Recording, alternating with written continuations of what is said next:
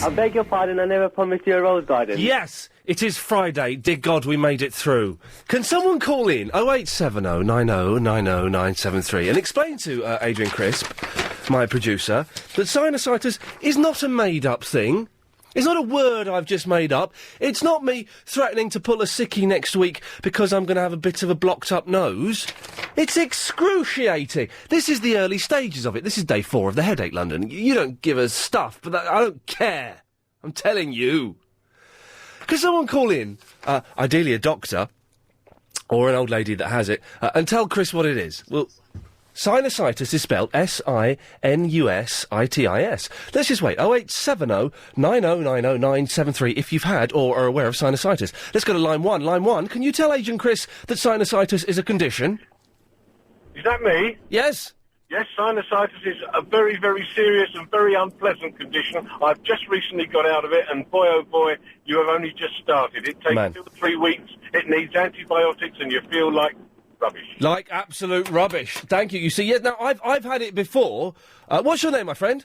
David. David, I've had it before. The first time I had it, I didn't know what to do, so I didn't go and see a doctor. The last time I had it, I went to a doctor and I got the antibiotics, and it did clear up eventually. I'm stuffed, aren't I? I'm afraid so, but if you get in early, get to the doctor, get the antibiotics, you'll probably be a lot better. I'm going to the doctor Monday morning. Is that going to be good enough? Well, tomorrow morning would be better. Monday morning's probably as good as it gets. David, thank you. Yes, doctors, I don't think, open on Saturdays, do they? Because they are lazy. If you're a doctor, you're lazy. I tell you what, doctor, open on a Saturday when people don't work, yeah? I dare you. Can't do it, can you? Doctors equals lazy. Laura's in the Twickenham.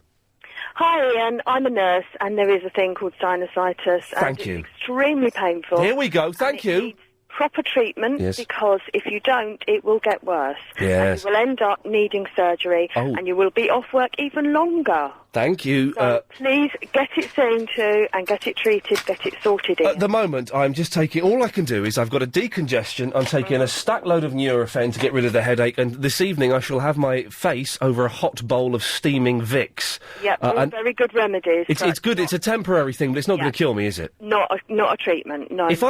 Now, this is the talk at the moment.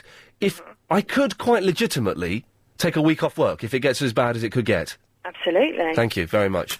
Laura, you're a lady. Thank you. You are a lady. I was going to say you're a gentleman, but you don't... There's no equivalent to ladies. You can't say.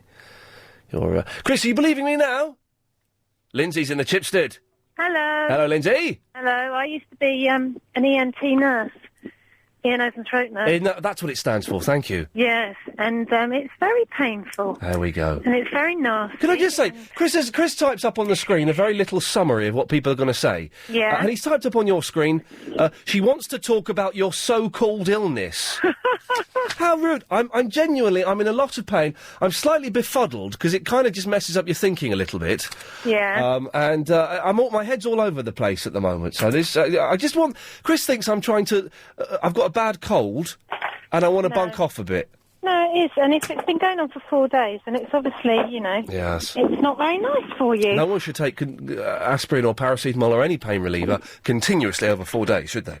No, they shouldn't. Have you been to see somebody? I'm going to the I've been to the pharmacist, and he gave me a decongestant. I'm going to the doctors on Monday morning. Doctors don't work Saturdays. I'll tell you why, Lindsay. They're lazy. They're lazy. My husband's a doctor. He's lazy. Tell him he's lazy. All right, I'll tell him. Lindsay, thank you. I've got to go because I believe every now and then, on not necessarily this show, but on other shows, we get phone calls from celebrities. Celebrities. Famous people call in. Once, I had Bianca from Coronation Street called in. EastEnders called in. The ginger bird, whatever her name is. She called in. I remember hearing on Clive Bull's show that Ben Dover, the pornographer, called in. It's different.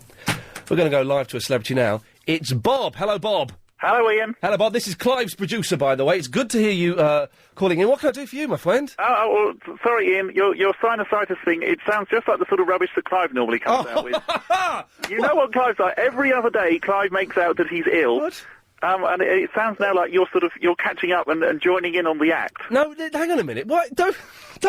Chris, have you phoned him up to just have a go at me? This is like the producers' union getting together. Have you But you presenters are all the same. You're always making out you're ill. You never hear us producers whinging about being ill, but you presenters, the whole time you're on the air, it's, oh dear, I've bitten my tongue was Clive's one the other day, and now with you, it's sinusitis. It's a cold. Bob, that's all it is. The reason we never hear you complain you're ill is because you always bunk off. I don't bunk off. That's true. You've hardly been in the past 6 weeks. That's a complete outrageous lie. I've got a bad stomach. I'm not coming in for 3 weeks. Oh, I've got my finger. Oh, I've got a wart on my finger. I can't go. Bob, I don't want to turn against you. You're a nice bloke, but this is unbelievable. Well, but I'm sorry, Ian, but you presenters, you are all the same. How are you so ill the whole time? Because it's a very stressful life presenting a dynamic thrust. This is the 18th most popular talk show in London at the moment. Is there something on the microphone that you sort of...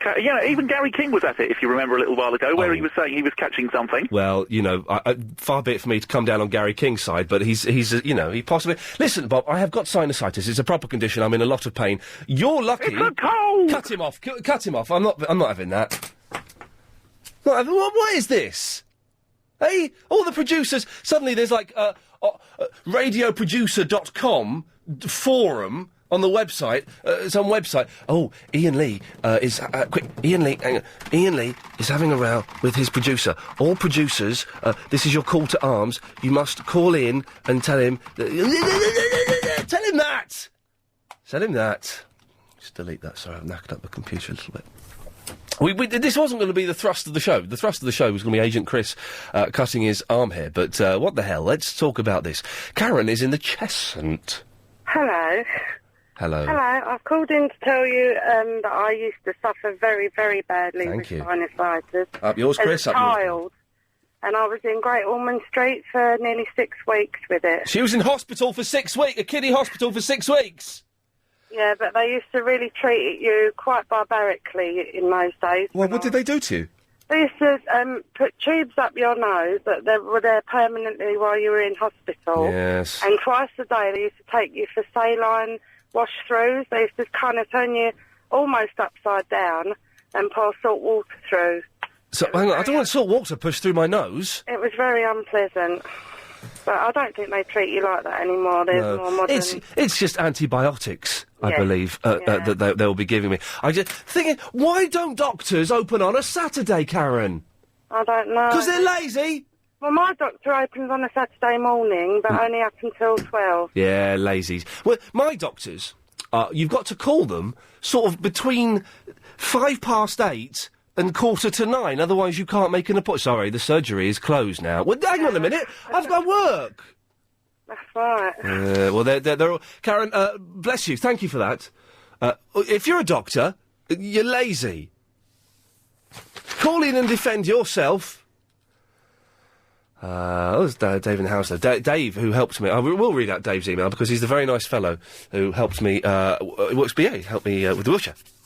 Ian, I get sinusitis all the time. It's painful and you have to take the drugs. Not an ideal condition. Working in the airline business, I've also had surgery twice for it. Hope your mum as well. Well, there you go, you see.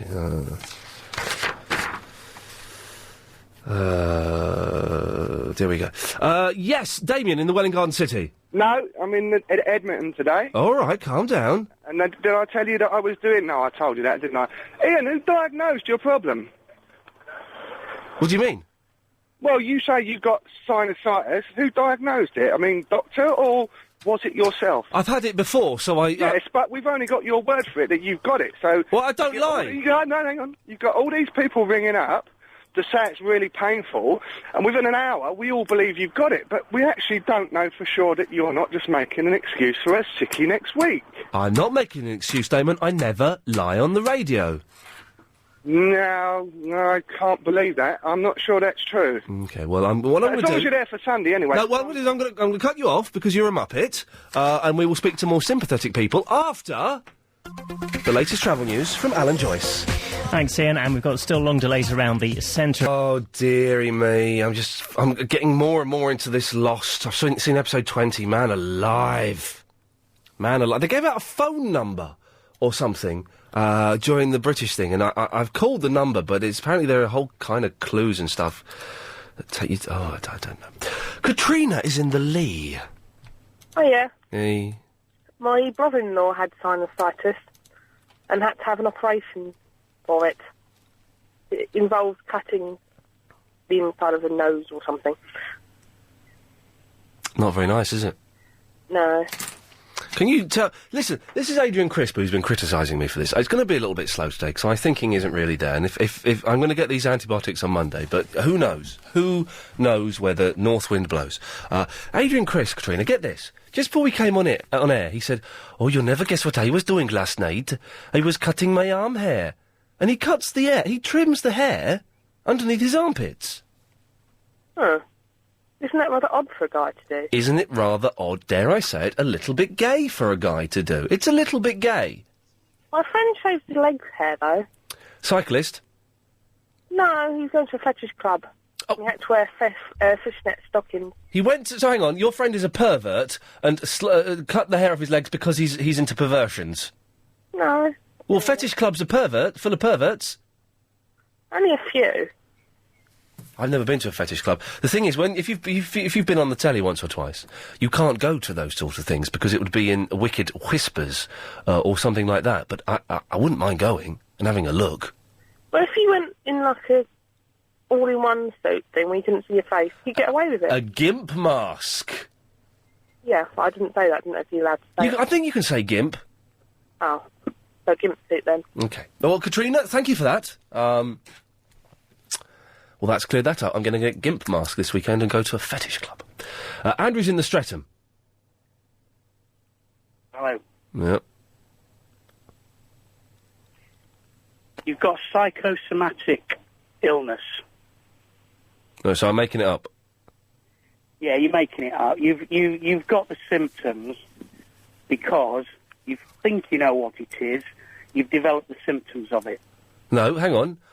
A, if I've got the symptoms of it, that means I've got it, and B, I got the symptoms before I realised what it was. About it, you've self-diagnosed yourself, therefore you've got the symptoms from it. No, I got the symptoms, then I'd self-diagnose myself from the symptoms. No, you was a headache on Monday. Yeah. It was only last night as I was going to bed, and when I bent over to take my slippers off, I wear slippers, as I bent over and lowered my head, I suddenly had shocking pains throughout my entire brain. I then remembered when I'd had sinusitis in the past, that's what it was. That's when I thought, oh, damn, I've got sinusitis again. You just have to skive in a few days. Yeah, I get the feeling from you, Andrew, you don't believe I'm poorly. No, I'm afraid not. Okay. Bring me a medical note on Monday. Okay, well, if I can be bothered to do that, I will. All right, take care. Lots of love. There we go. What a muppet. What an absolute muppet. What was that? What a plank. So Chris trims his arm hair, underarm hair. Trims it. That's an odd thing to do. That's a pervert's thing to do. Perverts would do that. You can't say it was a bit long. It's got as long as it should be. If any other blokes do it, then, you give us a call and stuff. Alex is on the A4. Yeah, hi, are you alright? Oh, God. Yeah, I've heard about you being not very well, and my question is really, why do you come to work if you don't feel well? You just have to, go and see your GP, whatever. Someone's giving me this all day. All right, anyway, you go to the GP and get... Don't say that again. Don't say that again. Sorry, I apologise. Yes, well done. I apologise You too. see your GP, and GP has got to confirm that you don't feel very well and you're not fit to work, especially, if you talk to, 15 to 20 million people over the radio. 15... Chris, hang on. Chris! He thinks we talk to 15 million people. Jeez. Come on, especially if you take into account all these guys who listen to this radio over internet. Yeah, that makes it about 15 full stop. Well, okay, 15, but, if you include some small island somewhere, yeah. I say Canaries, all right? The Canaries are listening. But you got more than that, anyway. Yes. If you don't feel well, just don't come to work full stop. I mean, they have to get someone replaced. I mean, obviously they can't replace someone as good as you. Of course, that's right. The thing is, Alex, I don't come in, I don't get paid. On a sunny day like this... I can't enjoy the sun because I'm in agony. I want to rip my face off. I know. I know. This is why I've got my top opened in order to get my bald patch, get some suntan. Is that why that guy was just beeping you because you're driving a swanky car? No, it's not swanky. It's just a little Lexus. Okay. And yeah, but I like a bit of suntan on my bald patch. So who doesn't? Have you ever, Alex? Have you ever had a sexual partner who got turned on by licking your bald head? Turned on? I'm assuming that you date ladies. Well, obviously, yes. I'm a man, yeah. Well, there are things called gays these days. Anyway, have you ever been out with a lady who's got turned on, sexually aroused by licking your bald head? Well, that's a private question. That means yes. That means yes. You know a pervert. Who is it? Well, what happened? How did this come about? No, actually, it's not. It's just. Some ladies, they like my bald patch full stop, that's it. Yeah. And, they lick it, they like to lick it. Some of them, they say, we cannot imagine you without the bald patch. Yes. But they lick it? No. They get you to... I mean, they can do whatever they want, but I don't particularly focus my attention on this particular thing. I mean, they can kiss me anywhere they want, and if they do there, it's fine. It's fine by me. It tickles. It's fun, You, Alex, you love it. Thank you, sir.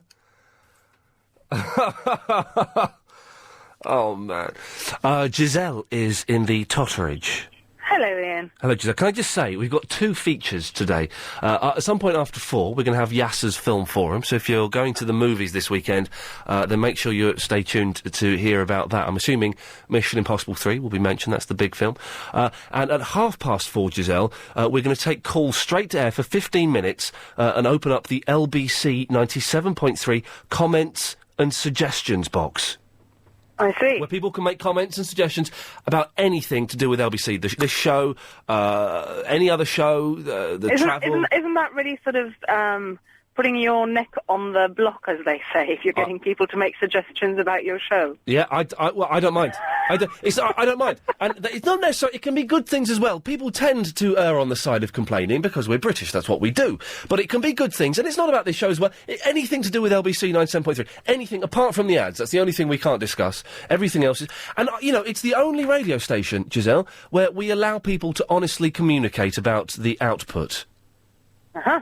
Very good. There we go. So 4:30. Anyway, what can I do for you? I've had sinusitis a few times. Yes. I say half a dozen times. The very worst time was when even my gums got inflamed. My cheeks were hurting at the tops of the cheeks because it was all inflamed on the forehead. Yes. But I have managed to control it, not with antibiotics or any other weird medical substance that will kill your gut and all the good bacteria at the same time. Who cares? I keep cow dairy out of my life.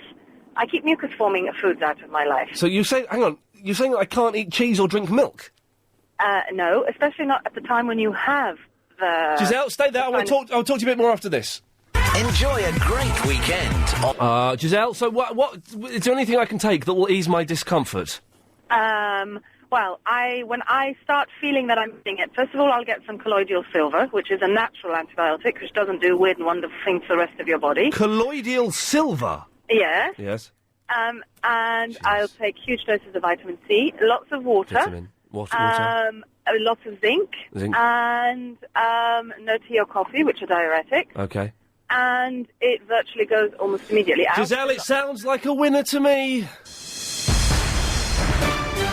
OK, we're doing this 30 minutes early, but if you want to know what's happening at the cinema this weekend...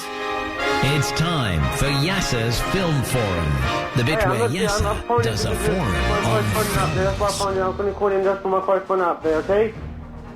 I'm not doing it. I told you, get your fake Yasser to do it.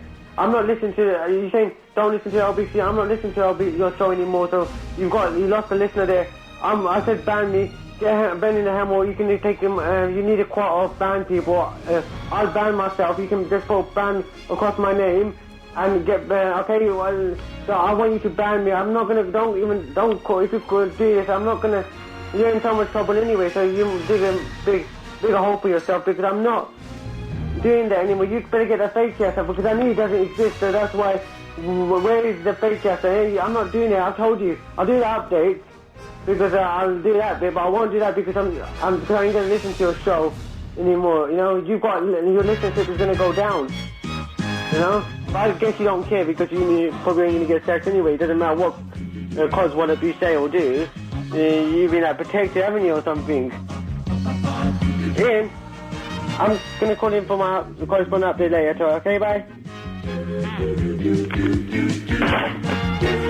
I ain't calling for that. I'm not going to know. You shut up. Hello? Hello? Well, there you go. Sounds like Mission Impossible 3 is a bit of a turkey. Thank you very much, Yasser. Kyle's in the Woking. Hello, Kyle. Hey, man, how's it going? Yeah, all right, all right. Yeah, I don't know. I didn't actually hear the remark, but my friend told me that you just said that men shaving their armpits was a bit gay. It's a little bit, yeah. Oh, hey, man, I'm not gay, and I give my armpits a grade 2, and it stops sweat from going stale, and it stops you from smelling, you know? So do deodorants. No, oh, come on. They stop you from smelling. Eh? They stop you from smelling. Yes, I know. Antiperspirant, and seriously, keeping your armpit hair short, not shaving it completely, because that is gay, but, you know, giving it a grade 2. Oh, so hang on a second. Just trimming it a little bit. Oh, yeah, that's very butch. Shaving it all off, that's gay. Okay, so there's a... all off it. I mean, my friend Robert does it. I don't know if he shaves it all off or not, and he told me to give it a go, and I did it, and, you know, there's no sticky hair or... I've got no sticky hair. Sorry? I've got no sticky hair. Well, I don't know, what do you do for a job, Ian? You're in a nice air-conditioned office. I'm an electrician. I work out on sites. So? You know, I'm going to get sweaty, aren't I? Well, do you know what? I don't know if you've been outside, Carl. It's blooming hot, mate. I'm stood outside now on the phone. Then you'll know it's hot, and people get sweaty. I'm in an air-conditioned studio for 3.5 hours a day. Whoopie-doo. The rest of the time... Must be terrible. Here we go. Why are you getting sarky? Just because you don't earn anywhere near as much as me, you're getting sarky. In the real world, I have to go outside and stand around and be hot and walk about and drive about, so I get sweaty. Oh, no. Well, seriously, no. Give it a go. Just get some clippers for about $7.99 from a shop. Never doing it. Never doing it. A popular catalogue shop. I can't obviously name it. But, seriously, just give it a grade 2 and just trim off the excess and put Chris, it... they've lifted that ban on us saying Argos, haven't they? We can say Argos. Can we say Argos? We can't say index, though. Oh, right. Okay. Oh, okay. Carl, it's never going to happen. Never going to happen, because God gave me armpit hair for a reason. I don't know what that reason is, but when I find out what it is, I shall praise him for it. Could you ring me back and let me know when you do find out? I certainly will do, sir. Oh, can I just say hello to someone? No. It's the 3:33 question. We're 4 minutes late, Chris, go on. 3:33 question. Yeah, OK. The 3:33 question is, where does snot come from? We couldn't work it out, Chris and I. We were having a philosophical discussion in the canteen. Well, there was one point in the canteen when there were three really beautiful women and one that was all right. Really nice day today. Where does snot come from? Does it come from your lung? Is it from your lung? Or is there I would imagine there's a gland that produces snot. Because tonight I will be going home, I will have my head over a hot bowl of steaming water. And it'll be full of Vicks. Vicks what? I cannot answer, whoever sent in that joke. And snot will come out. And however much snot comes out, it won't stop coming out! So where the hell does it come from? That's the 3:33 question. Fiona, do you know the answer? My mummy might know, yes. Hang on. Okay. Hello, hi. Hello, Fiona's mummy. Hello, hi. I think you should write the A to Z of medical ailments, because you're going through them at the moment. Who was that I just spoke to? That was my daughter, Talia. Oh, Talia? Talia, yes. Because she's getting very concerned about you, because she's been going through all your medical ailments. Well, let me speak to Talia. She sounds... Hang on one second. Here you go, Talia. Ian wants to speak to you. Sounds friendlier than you. Hello, Talia. Sorry about that. Your mum sounds like an idiot. She doesn't know what she's talking about. Now, Talia. My mum is not an idiot. Well, that's for you to find out as you get older. Now, what can I do for you, Talia? Hello. Okay, that's not... I've just come out of school. Yes. Don't listen to her. You tell me. Your mummy sounds like a muppet. So you tell me what you want to tell me. How are you feeling today? I'm feeling very well. How are you feeling, Talia? How are you feeling? Don't let your mother tell you the answer to this question. How are you feeling? I'm fine. You weren't fine before, were you? Talia, how do you feel about the situation in Iran? I want your opinion. I don't want your mother's opinion. Do you think that we should move in there and prevent them from developing nuclear weapons? Yes. Do you think they've already got nuclear weapons and they're stringing us along? Yes. Surely, though, it's their right to have nuclear weapons if we've got them, isn't it? No. Why not? I don't know. What you're saying is that Iran isn't as good as us. Yep. No, we're better than Iran. Wow. I don't think we can say that. Thank you very much, Talia. Who says we don't do serious issues? Daniela is in the Bromley. Hello, darling. Where does snot come from? Oh, got up your nose by the sounds of things. Oh, yes. It must be... Oh, yeah, you poor baby. Oh. You have all my sympathy. Oh, all of it? Most. Nice. But you know what you've got to do? Go on. Go to see an ENT guy, because I had it once, and it was... I wanted to...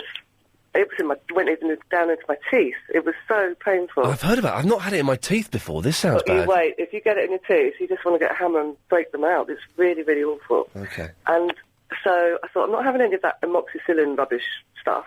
Go for hard drugs, basically, Ian, and go to see an ENT guy, and they give you this special drug that's specially for your nose. Special drug? And it's gone. It's like, it just goes. Well, I'm going to the doctor on Monday, but it's going to get... An ENT or a GP? Just a GP. Well, ask to be referred and go... And Thing is, this is all taking time. I realise no. I'm on a countdown here. Yeah, but just pay to go and see a private guy. I don't know how you do that. Like, you go to GP, Yeah. you say, can I go and see an ENT guy privately? And he writes you a little letter, and you go to your local private hospital, and you get an appointment the next day. Where are there these places? Is it Bromley? Is it a myth that there are NHS walk-in centres? I could walk into a centre tomorrow and be seen tomorrow. I've not heard of them. Oh. No, but I mean, you can if you go to NHS, you're going to wait a while to see an ENT guy. I'm not condemning the NHS because I think. Oh no, they do some good stuff, but they're rubbish generally. But your poor nose. It's just my and your poor head. My head is killing me. I don't know why you're in work today. Apart Thank from the fact you. you won't get paid. Thank you. There we go. Because yes. No, but even so, I bet you don't even. You're there out of duty, not out of financial gain for yourself, aren't you? Well, it's all. Because I mean, you shouldn't even be there. No. I think, Chris, I've already told him off. Good, as you should do, because he's a plank and he's. Unsympathetic old. He's unsympathetical, so there. Unsympathetic old. Oh, unsympathetical. I'm not that inarticulate. Okay. Daniela, thank you very much.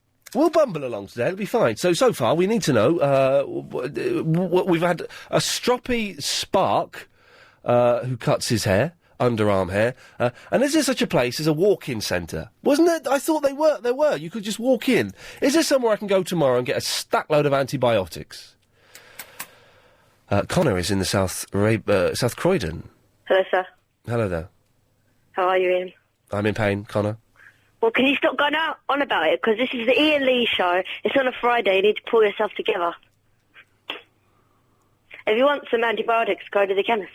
You can't buy them. You need a prescription. Really? Oh, yes.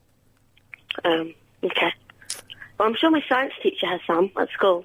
Well, could you get some off your science teacher for me? Not until Monday. Well, then that's no good, is it, Connor? And doctors don't work on a Saturday because they're so rich. There's no point in going to work, is there? Exactly. You've got it right. You've got one thing out of those three things right. Yes, they are Yeah, rich. It's not. I think it comes from your stomach. Snot comes from... If you don't have snot, then your stomach can't live.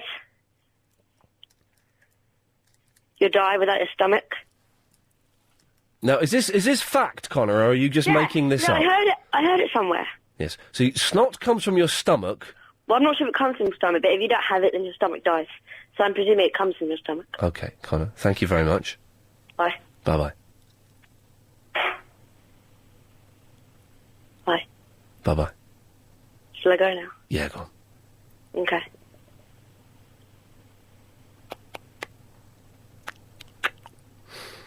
I'm going. Okay, put the phone down. You first. No, you put it down first. Why? Go on. Don't want to. Go on. Don't want to. Okay, we'll cut you off then. It's simple as that. Raheem's in the Balham. Snot from the stomach? What's he on? He's an idiot, isn't he? I'll tell you where snot comes from, Ian. Go on. You have sinuses in your nose. You also have two glands called your polyps, and then you have additional glands behind your polyps called your adenoids.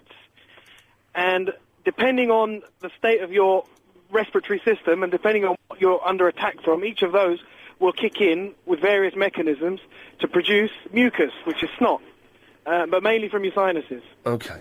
So it comes from my polyps. I wasn't really listening, Raheem. Sorry, I was reading emails. It doesn't matter, I made it up anyway. Oh, hey! Well done, you! But I didn't phone about that. Well, it's something like that. Anyway, my cousin's an ENT specialist, and he told me something like that. I asked him one day, where's snot come from? And he went polyps and adenoids and mucus and stuff like that. There was a big trend when I was a kid to have your adenoids taken out. It was, yeah. He explained that to me, actually. He explained... He have you ever seen the, Total Recall, when he pulls that thing out of his nose? Arnold Schwarzenegger pulls this big thing out of his nose. Yes, he said it was like that, my cousin, the ENT surgeon. He said it's like, the nostril can expand to like 3 inches across and you can pull these things out. Jeez! I know, it all sounded pretty gruesome. Raheem, do you cut the hair under your armpits? Armpit hair! Listen, many, I can't say all, many Muslim men, of whom I am one, we shave our armpits, and not only our armpits, other bits as well. Oh, you're, dang-a-lang-a ding-dongs. Absolutely. It's because of the smell, like the other geezer said. I know he wasn't that. So it's because of the smell, it's not a holy thing? Well, it's just a hygiene thing. Oh. It's just a hygiene thing. Chris, you're not Muslim, you're not converted to Islam, have you, over the weekend? No, he's thinking about it, but it's not happened yet. It's about ease of maintenance, you see. It's like you said, well, they grow for a reason, but your fingernails grow, but you cut them. Well, I? Yes, I do. I bite them. Thank you, Raheem. We're going to move on to get the latest on the roads and the trains now from the LBC 97.3 Travel Centre and Alan Joyce. And once again, the hot weather is causing problems. Just got the latest... Yes! A lot of our rubbish today. We don't care. We've had a film forum at 4:30. We'll be able to take your comments and suggestions. Not necessarily complaints, although they tend to be, about the entire LBC station. That's at 4:30. Should be a lot of fun. Guy is in the Boreham Wood. No, not. I'm in the Cromwell Road. It doesn't matter. I know. You know what's causing your sinusitis, don't you? No. Too many hours in the studio with bad second-rate air conditioning. Thank you. So everyone who's having a go, oh, you've got air conditioning, you should be happy. It's that that's doing it, isn't it? Yeah, but also, if you want to get rid of it instantly... I do. A company that we used to use called Dr. Call. Dr. Call? And they have doctors that are mobile, and you ring them up, and they come to your office, to your home, wherever you like, and write you out the prescription. Often they carry the antibiotics with them. Oh, wow, these are like travelling... It's a legitimate business expense. You can knock it off your tax bill. Travelling dealers. So, hang on a minute. How do I get hold of... Are these dudes on the web or something? You can get... They're actually in W11, so they're not a million miles from you anyway, but you look them up on the net or from direct inquiries. Dr. Call? It's either Dr. Call or Doctors On Call. I find it's one or the other. Let's have a little look. This is Dr. Call providing complete medical service for London. Dr. Call offers a range of services to... Here we go, let's have a look at this. This could be a lifesaver. Hang on. They'll come to the studio and do it for you now. Oh, man. Drugs live on air.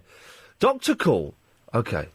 I will give them a call. Thank you very much, Guy. Other one thing, very quickly. Yes. Anyone is driving from Cromwell Road heading towards the M3... Here we go. The traffic is completely solid. It's not moving at all. Avoid the area. Wow. Well, it's not really. I'm driving that way. I just like everyone else to avoid. So just give us that one more time. Everywhere between Cromwell Road and the M3 is completely solid. So avoid the area. And that was an LBC 97.3 exclusive. Wow, there you go, you see. Habiba, good afternoon, sir. Good afternoon, madam. How are you? Yes, good anger, my friend. Listen, I've been thinking about you getting a cold, and I've worked out what it is. Why you've got it? I've not got a cold. Well, you're feeling rough, aren't you? I've got sinusitis. It's different. Oh dear, oh dear. I think a lot of it's to do with the fact that you're not sleeping as well. That sleep has a big effect on your health if you're not getting enough. And the last week and that, you haven't been sleeping. Oh, can I say, last night I slept well. And shall I tell you why I slept well? Go on. Drugs. No, not drugs. Eye mask. Really? I had an eye mask. I slept through to 7. It was brilliant. Oh, great. Well, you'll be doing that again. Won't you? I'll be doing it. And yes, I look like an idiot. Yes, it's not cool. You? No one these days. Exactly. Well, it doesn't matter if someone's seeing you or not. They love you with your eye mask or not. Exactly. So it only covers your eyes. Yes. Not the rest of your face. Now, the other thing I would say is a big up to Lyndon yesterday for bigging me up. Linda was good, wasn't she? Not Linda, Lyndon. Okay. And the other one says, can I have some bongos? It's Friday, I'm on my way to a funeral, and I would like some bongos, please. Oh, well... Please, 2 seconds, come on! Okay, this is for you. Yeah! Woo! That's all we can do, Habiba. Thanks, Ian! Not a lot, bye-bye, thank you. Vic is in the Alder. Yeah, hi there. Vic? Yeah, you talked about body hair. Yeah, it's weird, isn't it? Why would you shave it off, though? Well, I'll tell you why you should shave it off. You're a pervert. When you were, if you'd have been, well, like you are, a caveman, all right? What? In those days, your body was free to the air. You didn't have any smell because why? So they didn't have to cut the hair off. So nowadays, it all soaks into the hair, and that is why it's better to get rid of it. If you get any smell, you can just wipe your armpits with a tissue or a cloth, and at least it takes most of it away. I use deodorant, Vic. Yes, I know, but it's still... You might use deodorant, but deodorant doesn't last forever. It's much better. It doesn't always soak in... Are you playing... Is there music in the background, Vic? Well, yeah, only what you're playing. Oh, you saw through that. Damn, busted. So you're saying cavemen? Well, yeah, of course, cavemen. What do we want? Why do you tell me? Why do we want the hair on our body? Why do we need it? Tell me. Looks sexy. Looks what? Do you like to see women with it? Hair I'm talking about gentlemen. A gentleman. Burt Reynolds in the Smokey and the Bandit movies with his hairy chest. Sexy. Oh, I don't think it looks any sexier on men than it does women. Hey, look at hair. I'm going to show my hairy chest to Adrian Crisp and Johnny. There we go. Look at that. Don't flinch. Isn't that sexy? Sexy. Girls love it, Vic. Girls love it. Get out of it. They don't like big, long, hairy armpits. It looks bloody horrible. Well, no one has big, long, hairy, bloody horrible armpits, do they? They grow to a certain length and then they stop. I'll tell you what a lot of men do. I've seen men where you could plait it. That's all I've got to say, Mr. Iain Lee. Goodbye to you. Goodbye to you. Thank you. Well, I wouldn't really listen. There's a walk-in centre at my local hospital. You go to A&E. Well, that's accident and emergency.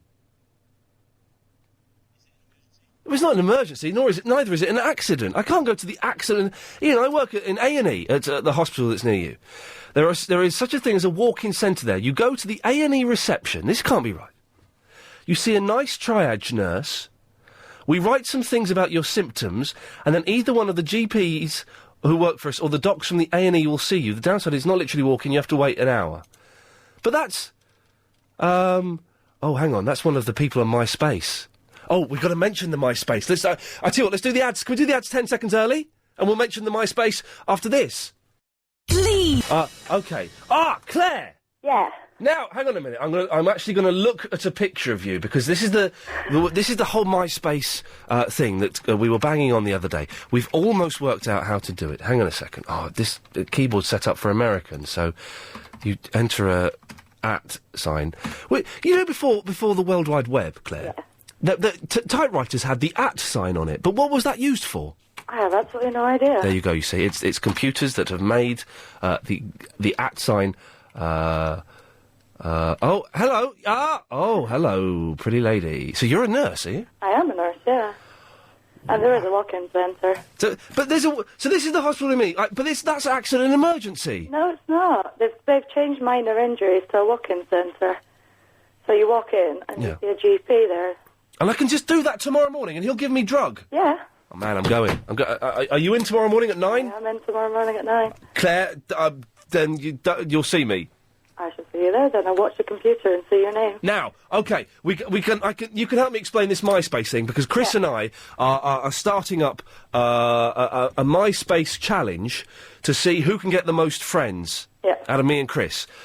Now, someone already has the Iain Lee page, but it turns out he's a very nice chap and he's running that, so I'm going to he can have that. I think his name's Chris. I'd need to check. He's a very nice fellow. So, these are the MySpace addresses you need to become either my friend or Adrian Crisp's friend, okay? www... I'm not saying that. myspace.com/The Real Iain Lee. All one word. The Real Iain Lee. Adrian Crisp's website is myspace.com/... The Real Agent Chris. Hello? Yeah. Okay, you're there. Cool, fine. So, and we're going to find out, we'll have a look on Monday and see who's got the most friends. Chris seems to think he's going to be more popular than me. I don't believe so. That can't be true. It's obviously nonsense. But now, MySpace, you get a lot of weird people on there, Claire, don't you? You get an awful lot of weird people. It's a word I've used a lot, the perverts. Not so many perverts. It depends what you put in your profile. Why have you gone on there? Why have I gone on there? I have absolutely no idea. All my friends did. I'm looking at your friends. Who's Lily? Lily? Oh, she's a Lolita Gothic fetish model. Wow. Okay, so, Claire, I may see you tomorrow morning. All right, then. Lots of love. Your sinusitis gets better. It is painful. It is very painful, isn't it? Thank you very much. Steve's in the Southgate. Steve? Good afternoon, Ian Lee. Oh, God, it's you. How are you? Oh, dear, your phone's breaking up. Oh, no, I know an NHS walk-in clinic. It's still breaking up. How's that? How about this? Go on. I know, seriously, an NHS walk-in clinic right near where you live. Go on, where? Finchley Memorial Hospital. Where the hell is that? Summers Lane, Finchley. I don't know Finchley Memorial Hospital. I'm going to go to the other one anyway. No, go to this one. You should see the nurses in this one. Oh, yeah. No, come on, let's not get all carry on. Steve, you're still breaking up. I'm breaking up. Hello? Hello? Good luck to Spurs on Sunday. Oh, no, he's talking football. I heard that. That came through. 08709090993. I think we've put the sinusitis to bed. You don't need to call in about that anymore. I'm interested in what Lindsay has to say. Maybe we'll speak to Lindsay a bit later on.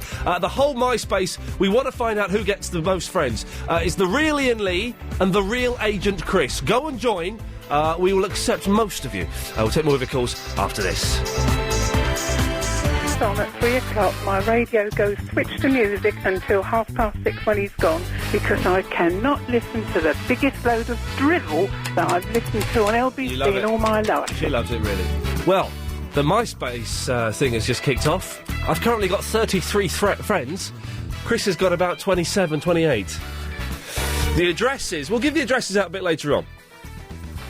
We're having a competition to see, just between me and Chris, see who can get the most friends on MySpace, which is something I don't quite understand. So there we go. Listen, I apologise. It's a bit of a flaccid week all around for this show. It's because I come back Tuesday, I'm jet lagged, and then I've got sinusitis. So I have got a blinding headache. I'm bunged up to flippery. And so I apologise. Hopefully, I'm going to go to one of these walk-in centres tomorrow, get stack loads of antibiotic, and come in on Monday off my mash. Or Sunday, in fact. Sunday, of course. Don't forget, 10 o'clock Sunday evening. It's 3 hours of Triple M. We'll see how long that lasts for. 08709090973 is the phone number. Cutting the hair under your arm. And there was something else we were talking about as well, isn't there? The @ sign. Yeah, what was the @ sign on your keyboard used before, Ian at LBC? Because it was there. I remember seeing it on typewriters and saying to my mum, what's that? Oh, it's an @ sign. Well, what is it for? No one used it. If you know, then give us a call. Lindsay's in the Barnet. Hi, Ian. Hello, Lindsay. I'm sorry to hear you're not well. I wish you better. Thank you. I just wondered, why did you have to put an eye mask on last? Because my bedroom is quite light. It lets you know... I have got a solution. Okay. You can buy, I don't really want to advertise, but I do run a curtain shop, but you can buy lining, which is like a blackout lining you can put behind your curtains. I've got blinds. Well, if you've got a blind, then come round to us, we'll give you a blackout blind. It'll take all the light out. The thing is, there's a gap. Oh, really? Where are you there? Who are you? We're in Muswell Hill. Are you the hang on, are you that tiny little curtain shop? No. Who are you then? No. Well, we're all over the place. Well, who? Hang on. By mail order. Who are you? Well, Adam's curtains. That's not fair because I haven't paid for the advert. That's not fair. I can give a stuff. But Adam's curtains in Muswell Hill. Where's that in Muswell Hill? No, they're not in they're not in Muswell Hill. They're in Romford, Essex. Where are you? Well, I live in Muswell Hill. But you work in Romford? Yes. Okay, well, there we go. This is a great ad. Anyway, but why have you got a space? Because if it fits properly, you shouldn't have a space. Well, it doesn't. Well, there's you a need gap. a new one then, don't you? Well, I do. I do, but that's kind of a long way. That's not top of my list of priorities at the moment, to be honest. Well, then you have to carry on with the eye mask, don't you? I don't. For your comfort. I don't mind with the eye. I don't mind the eye mask, to be honest. I find it quite relaxing. Oh, I can't wear an eye mask. I find it too tight. No, well, this one's not too... Well, you need to loosen it then, don't you? Yeah, I know it's difficult though, because you have to start undoing the elastic and... Oh, no, I quite like it. I find it quite, sexual. Do you? What do you wear around your eyes? Sometimes. Lindsay, I think we should leave it there if we're venturing into a territory that more use my space friends for me, Chris. I can only win. I'll give the address out in a little bit. Jim. Oh, Jim's in Brighton. Hello, Jim. Hi, Ian, you alright? Oh, yes. Yeah. Yeah. Good. As long as you're alright, that's fine. So, yes? Yeah. Anyway, listen to that later. Okay. I'm a lorry driver, yeah. I've just left Brighton, right? Yeah. And, what's the weather like in Brighton? Is it good? Yeah, it's well sunny. Well sunny. And, I can't get you in Brighton, yeah, because I don't get you until I get to Burgess Hill. When I'm Right. on my way back to Heathrow, you see? A little bit Right? dull. And I listen to some counties, yeah, and I've just heard your man Igor doing a duet. You know Tommy and Alison? Oh, Tommy and Alison, yes, I listen to their podcasts. Excellent stuff. Igor's just been doing a wicked duet with that Alison. What was he singing with Alison? That Atomic Kitten, You Can Make Me Whole Again. You Can Make Me Horny? Yeah, it goes, You Can Make Me Whole Again. That's almost... Are you playing a record down the phone, or was that... Was that... No. That was you. Could you sing that again? Sing a bit more, Jim. Nah, I don't know the words of it. That's doing a better now. Well, just keep singing that bit 5 times in a row. I'm not doing that. Go 3 times. Huh? 3 times. Are you singing? You sing it first, and then I'll do it. You can make me whole again. You can make me whole again. You can make me whole again. Go on. It's good, isn't it? Go I'm on. going to crash my lorry in a minute. Ah, what a way to go, though, eh? What a way to go. Singing the Atomic Kittens, You Can Make Me Horny. Hey, done a jam with Ian Lee, you know what I mean? Wicked. So Igor was on there, was he? Yeah, and he was giving out his web address and that and all that there. Like, no, but what I was thinking was, hang on a minute, what's he doing? It's 4 o'clock, Ian Lee's on. Why is he listening to Southern County? That's true. Well, you know, Igor's a free spirit. We may be getting Igor in one Sunday evening.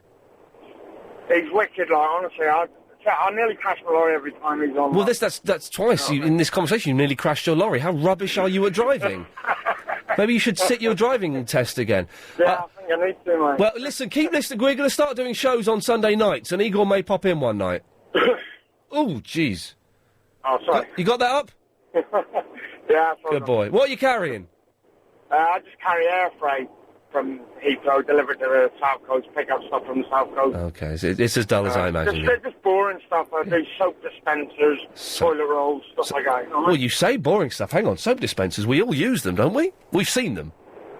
No, you know the ones that you get in, like, washrooms and that, you know, they do the soap dispenser. Well, in wash... In the toilet. Toilet, sorry, yes. Toilet. I've never... Is that what... Where are you from? Because I've never heard the phrase, washroom. You haven't? I've never heard the phrase washroom. Oh, I'm from Northern Ireland originally. Oh, maybe it's an Irish thing then, yeah. No, Northern Ireland, not Ireland. Maybe it's an Irish thing then? Yeah, an Ulster thing. Yeah, okay. Londonderry. Yeah, that's it. Not Derry, Londonderry. Londonderry, okay. Oh, I'm treading on a political hot potato. Yeah, definitely. You have like 10 million like people calling up now arguing with that. Yes, I'll take them all on, Jim. Well, Jim, listen, drive carefully. Nice one, Ian. You're a good fella. Thank you for grassing up someone. I love your show, man. I love your show. It's wicked, mate. Wicked. Nice one, Ian. Big up yourself, Jim. Pick it up, man. Nice one. Thank you. What one? Bye-bye.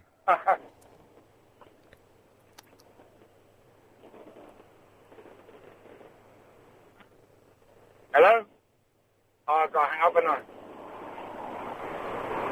There we go. What a nice gentleman grassing up another man. Well done, you, Jim. 0870 90 973 is the telephone number. Boomy, I've muffed up the timing here. I've only got 10 seconds. Can you wait for a few minutes? Yeah, of course I can, yeah. You always keep me waiting. Because you're the best. It's not. It's just the way it works out via, the timing and the whole mass of the thing.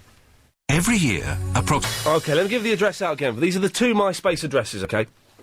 For me and Chris. Chris's is myspace.com/The Real Agent Chris. All one word. The Real Agent Chris. And my address is myspace.com/The Real Iain Lee. IAINLEE. All one word. I have got stack loads. I am so going to destroy you, Chris. It's going to make you cry like a big baby crying in his mother's arms and saying, Mama, why am I so sad? Booby! Hello. Yes. Oh, Ian, how you doing? Oh, come Thanks for keeping me waiting again. Keep me hanging on, like that song. That's right. So you want to know what the @ is for? The @ sign, what it meant in the olden days. It's obvious, isn't it? It's for invoicing and stuff like that. Like, I'll have 3 apples at 15p each. Of course it's obvious. Of course it's obvious, isn't it? And also for people who couldn't spell, you just did a C and then the @ and it was cat.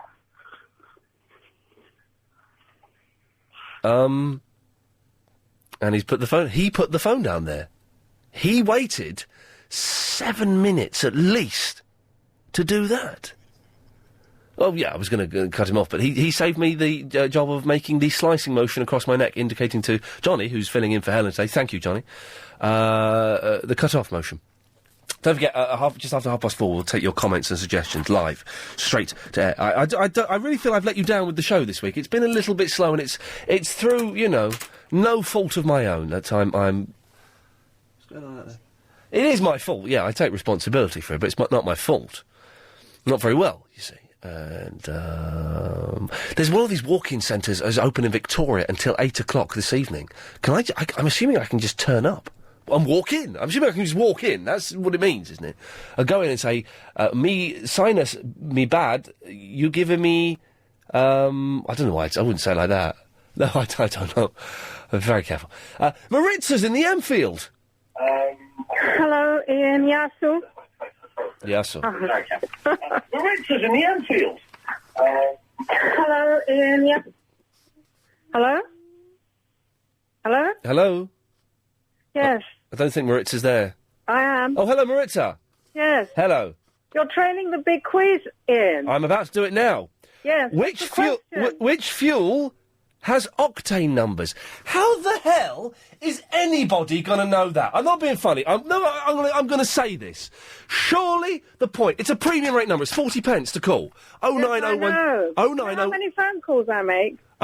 Millions. 09016 339 973. Surely the point of... Hang on 1 second, Maritza. Surely the point of having the question is supposed to generate money to pay back the 100 grand when someone wins it. No one will. Yeah, if someone wins it. No, they won't, will they? No. Of course they won't. No, that's, my theory, my suggestion for the big quiz, Maritza, was the cheque for £100,000 is in one of 100 envelopes. Yeah, I know. It's a big... shall I say it? Quiz. So, what I think they should do is, supposing you come on... Okay, I've got the 100 envelopes here, Maritza. Pick an envelope. Between 1 and 100. 50. Okay, so I go to 50. Oh, no, it's not there. But I'm not going to show you which envelope it's in. We're going to keep it in the same envelope for next time. Then someone stands a chance, don't they? Yes. Okay. So, but the question... Something going on. There's nothing going on. Yes, you've got inside information, haven't you? Who has? You have. What inside information have I got? I don't know. Exactly. Gary King. What? Ask Gary King. He hasn't got a clue. Really? Yeah. Well, they're doing the final on Sunday at Chiswick. Are you coming? The pub final's on Sunday in Chiswick? Yes. Oh, I'm busy then. Oh, we're doing a show then. I genuinely am busy. We're doing a new... Where are you? Radio 4? No, LBC. I'm not on Radio 4. I'm Radio 4 May the 20th. No, LBC. I've got a new show Sunday nights, 10 o'clock. Oh, gosh. I've heard you on Radio 4. Oh, well, I shall be there again, May the 20th. Anyway. Oh, yes. Imagine that, working on 2 radio stations. I know. Shameful. What about the other one? Which other one? You know, the big one, the national one. What, Radio 4? No. I don't do a big one, do I? You know, the other one. Hello? You know, where the shock jocks are. Talk Sports? Yes. I'm not on there. Well, why not? Well, 'cause I'm on this. Why don't you get a job there, then? Well, 'cause I'm here. I'm quite happy here for the moment. This will do for the meantime. You've got to stand in for James Whale. No, that's John Gaunt. Oh, no, but he won't be there forever. No, he won't. Anyway, I can't, listen, I can go do stuff like Radio 4, and I can do little bits and pieces on Capital, but I can't go to another speech station, and that would be pushing it maybe a little bit too far. Well, really. Now, look, another thing I've got to tell you. I'm not finished doing this, love, hang on. I've got to read this out now. I'm sorry, Your Majesty. Which fuel has octane numbers?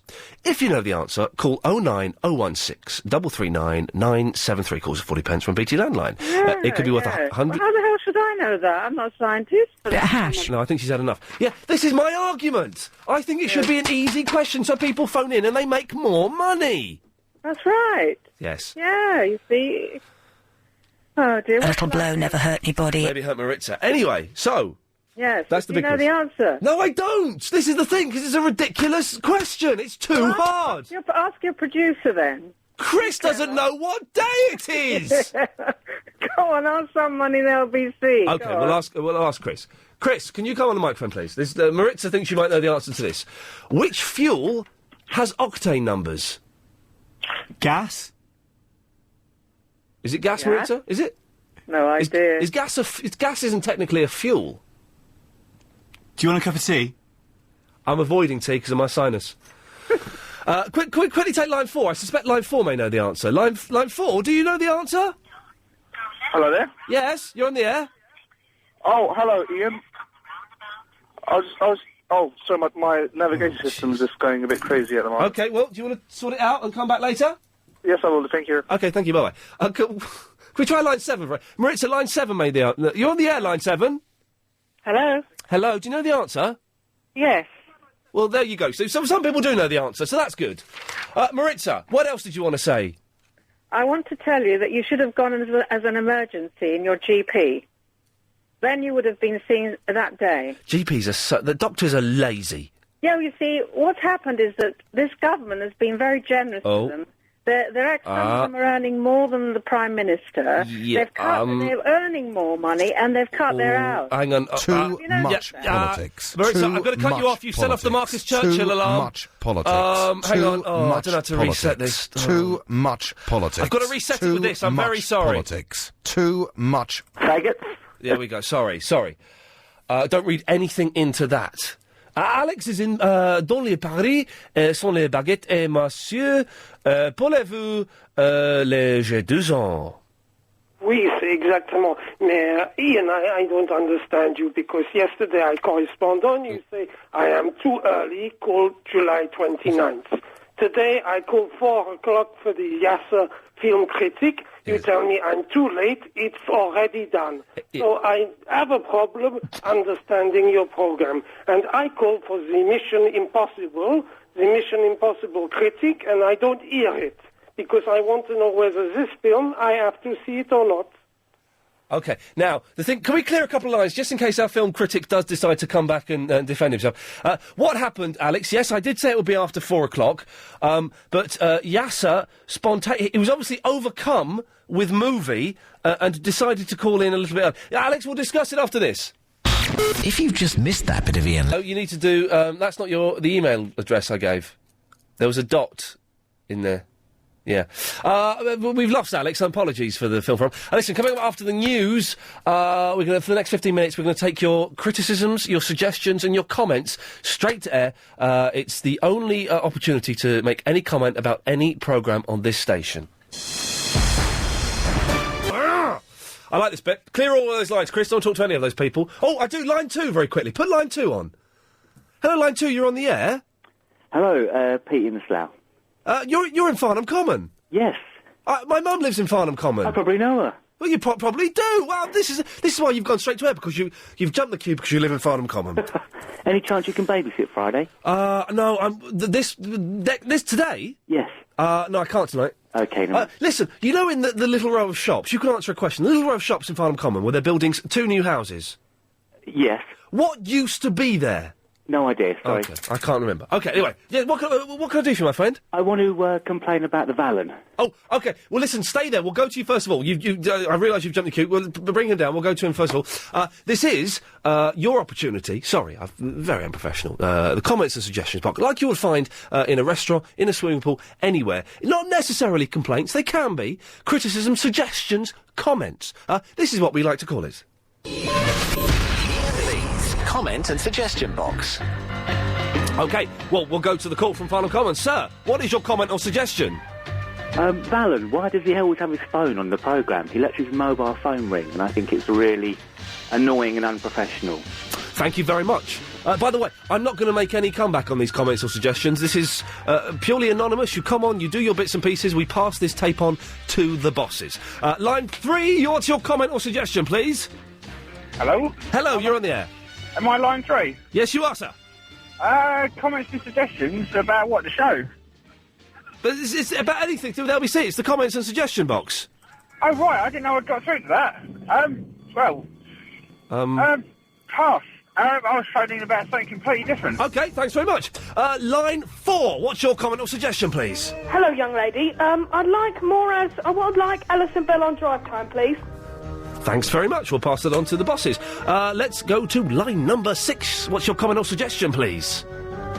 We love fresh punani. Oh, you silly sausage. Let's go to line 3. What's your comment or suggestion, please? My comment is that you should ban Yasser from the Stratford and reinstate Ben in the Hemel. I want to ban me. Please ban me, man. Thanks very much. We'll pass that on to the LBC management. Line 8. What's your comment or suggestion, please? Oh, no, I'm trying to get the answer. I wanted to give the answer. OK, thanks very much. Comments and suggestions only, please. Just up until 4:45, that's all. Line 9, your comment or suggestion, please. Oh, is that me? Yes. Marvin, love you. Nick Abbott needs to get a regular slot. May I say Saturday nights?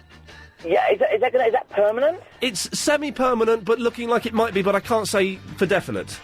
He's marvellous. And do you know what I miss? I don't like the new jingle package, so the old one. Have a word of Heather for me, please. Yep. And would love to see something like the fix-it phone-in back from LBC's old days. Do you know what I mean?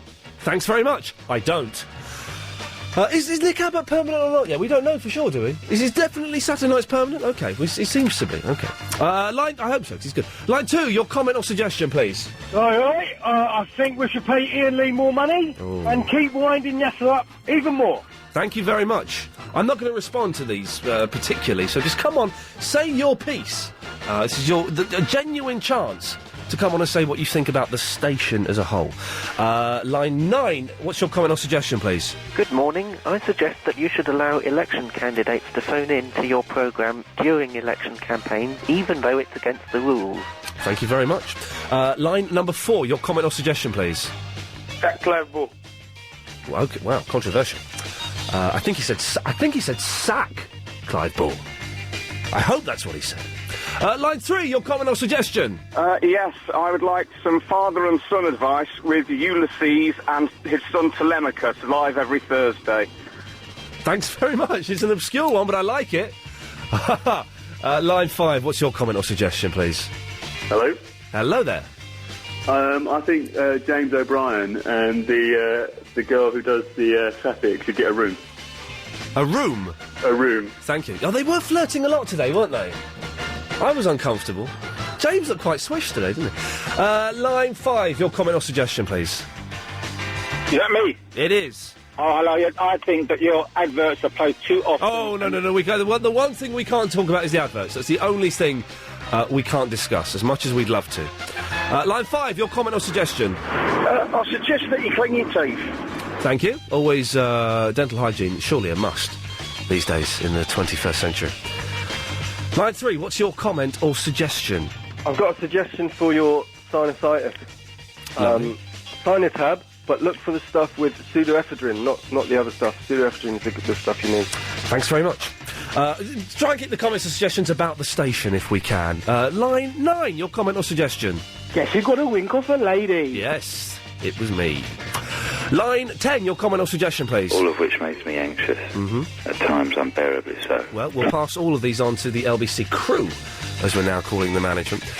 Line 6, your comment or suggestion, please. Hello, I think we should keep Yasser on the air, and Don Holmes should no longer replace you on the show. OK, that's interesting. Let us go to line number 4. What's your comment or suggestion, please? Yeah, I think it's important that we have more communication on here about the differential calculus that applies to the coefficient of expansion in ratio to the velocity of light. Thank you, Ian. No, thank you very much. This is your opportunity to come on air and say what you want to say about the station. No other station lets you do it. No other show has the balls to let you do it. Line 10. What's your comment or suggestion, please? I think the 3.5 hour full to 6:30 in the afternoon wireless show is very cool. Thank you very much. I didn't get many of those words, but the words I got, I liked. Line 6, your comment or suggestion, please. Bring back Alex Thomas, and can you start saying hello gang instead of hello you? No, well, I don't comment about these things, but I got told off for saying hello gang. Got told off. Seriously, Mr. Solder told me off. Line 3, your comment or suggestion. Hello? Is that me? Yes. My suggestion is that you do a section of your show in a foreign language to demonstrate how intelligent you are, Mr. Lee. It's certainly an idea, one that we shall think about. Thank you very much. Let us go to line number 6. Your comment or suggestion, please.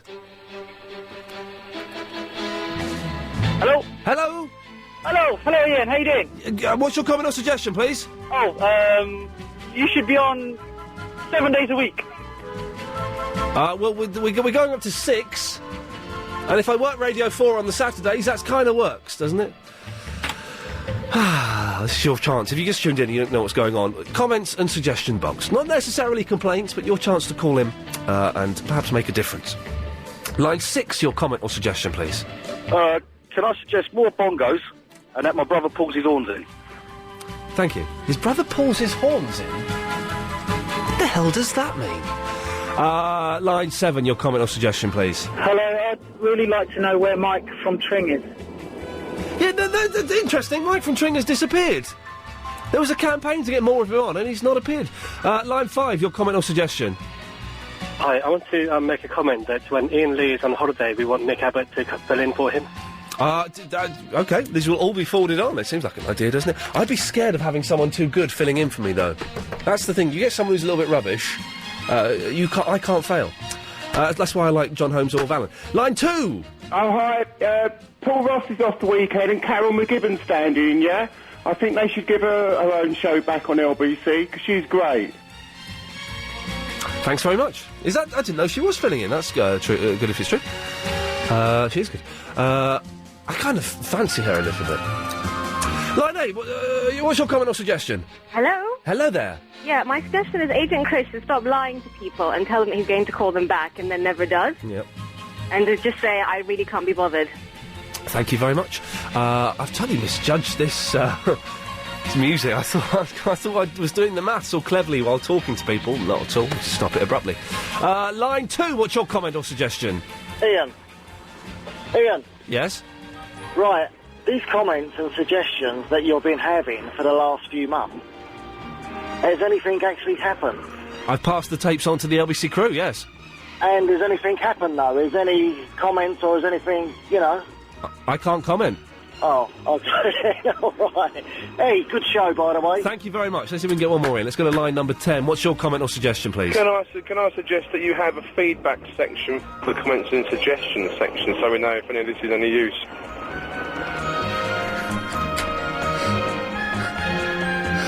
Well, I said I'd muffed up the timing for the thing, so we'll just stop this. There we go. Excellent stuff, thank you. Stop calling in for that. Back to normal calls after a wee bit of this. Success. James is in the bow. Oh, hello there. Ian, I wonder if you can help me, right? Yes, of course I can. It's about loss. Yes. I know you don't like talking about it and giving things away, but... Yes, I can't give anything away that's not happened in this country yet. Exactly. With Lost Season 2... Yes. Series 2. It's coming towards an end. Yes. In America. Yes. Now, is that it? Or have they signed up to 6 series? There's definitely a third series. There is definitely. There's definitely going to be a third series. There's talk. I don't think it would go as far as 6, but the producers are saying they've got enough material to take it to 7 series. I heard it was going to be 3 series and a film. Right. But I don't know. It's all kind of conjecture at the moment. No one knows where it's going. But episode 20, which I watched this morning, is the best episode of any television show I have ever seen in my life. Yeah, I'm going home to watch it tonight. Oh, it will blow your mind. It's so good. So many twists. Finally, the other question, sorry, was episode 18. Okay. Called, can I say what it's called? Say what it's called, yes. Dave. Oh, yeah, okay. Right. Towards the end of that... Don't say anything, though. That theory threw me. Yes. Absolutely threw me. Do you think the same? Do you think it... I don't think that theory is... We've got to be so careful skirting around here. I know. I don't think that theory is what's going on. Right. But in fact, in episode 20, which you're going to watch, there's a glance betwixt the two which makes you think that she is aware... She doesn't want him to find out how he knows her. Right. I'll say no more, because I don't want to ruin it for you. No, okay. And the sharps thing is absolutely true, isn't it? Yes, it is. James, I've got to be so careful. A, because it's slightly boring to a lot of people. I could do a whole show about Lost. Seriously, it's the best TV show in the world. I could do a whole show about it, but I've got to be careful. It's a little bit dull for other people. So you can give us a call about other things, about 0870 90 90 973. One thing we need to mention. We'll give out the MySpace addresses again a bit later on. But Chris needs a new screensaver. For the last month, he's been having Dr. Linda Papadopoulos pushed up against his screen. He thinks that it's time to move on. Any suggestions for what Chris could have as a screensaver, please? Would be gratefully appreciated. Paul's in the Ladbroke Grove. Good afternoon to you, sir. Hey, man, how's it going? Oh, very good. I've nearly finished my boat, Ian. Oh, mate. Carpets arrive Tuesday. I'll pick up the oak flooring tomorrow. Ooh. Flipping excellent. I'm just trying to do the last of the painting and varnishing. Are you going to take it all around the world when it's done? Nah. I'll go on a jet, actually, and leave it here. Yes, that's the best thing to do, I think. I've got a couple of things to you. Firstly, I had to say, thank you so much for switching me on to Lost. It's good, isn't it? Well, I saw one, which was what sort of put me off. I love the way they flash back into people's lives, and I thought that was really great. But while we were on the phone, my friend was here. Yeah. And he said to me, you really want to watch it? And he told me a few things about the numbers and stuff. And I thought, yes. You got me. Okay, I'm going to. So I'm going to wait until it comes out on DVD and watch the DVDs all together. Of Series 1 and Series 2? Yeah. Okay. That's a good way to do it. I mean, I've got the DVD of Series 1, and I'm gonna get the DVDs of Series 2 when they come out, because it's just so well made, and it's so well written. And there are a couple of episodes that are a bit rubbish, but, most of it's brilliant. Well, you can have a whole Lost weekend that weekend. Oh, man alive. John Lennon Lost Weekend. Yes, it's good. I'm glad you've tuned into it, so well done. And I've got something else for you after this, but I heard yesterday that you're a bit of a Frank Zappa fan. I did go through a very big Frank Zappa phase about 3 years ago, yeah. I saw him live in about 1978, 79, mate. when I was 14, 15. That's just before he started to get really rough. The 80s were not were not kind to many musicians, Frank Zappa included, I think. He did one good album called Shut Up and Play Your Guitar, which is just him playing guitar. Oh, it's guitar solos, yeah. It's a triple... No, it's not solos, it's him playing it as a musical piece with an with lots of other musicians. Very, very quickly, Paul, I'm just going to quickly go to line 1, you're on the wireless. All of which makes me anxious. Oh, it's him. At times, unbearably so. Oh, that was a long pause, wasn't it? That was. That made me feel uncomfortable. I think he was a bit more anxious than normal. What's my favourite Zappa album? It's one of the slightly poppier ones. It's one with Dynamo Hum on. I can't remember. That one. I'll tell you the best one is One Size Fits All. It's like a funk album, but it's Zappa. Oh, have you ever heard Apostrophe? I'm going to have to play some bongos, because this is very boring to everyone else, Paul. Sorry. No, I've not heard Apostrophe by Zappa. I'm going to put you some on Triple M on Sunday. Bring it on. You will love it. I've got a break in a minute, Paul. What was your last thing? Just quickly. I'm going to put you on speakerphone. Okay. You hear me, Ian? Yes. Okay. The best sunshine music in the world's just coming. Oh, here we go. Do what you're doing. Mama, bring the sunshine day. Everybody, do what you're doing. Oh, yeah. Mama, bring the sunshine day. Thank you, Paul. My pleasure, Ian. I've just been told it's going to be 5 series of Lost, and I'm just going to do this for 5 seconds just to pee off Andy, who's asked me not to tap my pen. I'll give out the MySpace addresses again after the, I'll do it now. It's myspace.com/The Real Ian Lee, or /The Real Agent Chris. I'm enjoying this Shamelia, lady who is, I will put a real picture up of me. That's all I could find at the time on the computer. I shall put a real picture up of me. Shamelia. Do I take this call, Chris? Oh, it's a lovely day, isn't it? Let's let him come on once, okay? But he's still banned until 2007. But he can come on once. That's now. It's Ben in the Hemel Hempstead. Hello, I enjoy Lost as well.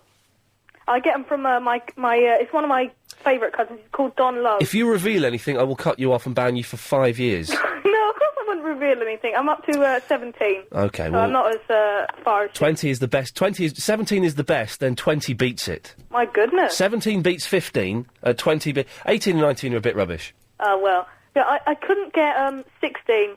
My cousin couldn't send it over, so... oh, well, you snooze. Yeah, well, I was going to talk about pickled onions. I like this. I like this car. You're still banned for the rest of the year, Ben. But I like you. You're this is proving that the banning is teaching you a lesson. Okay then. Oh yeah. I like pickled onions. Do you like pickled onions? Are you seeing your uncle this weekend? I am. Yeah. Oh, I know. You know?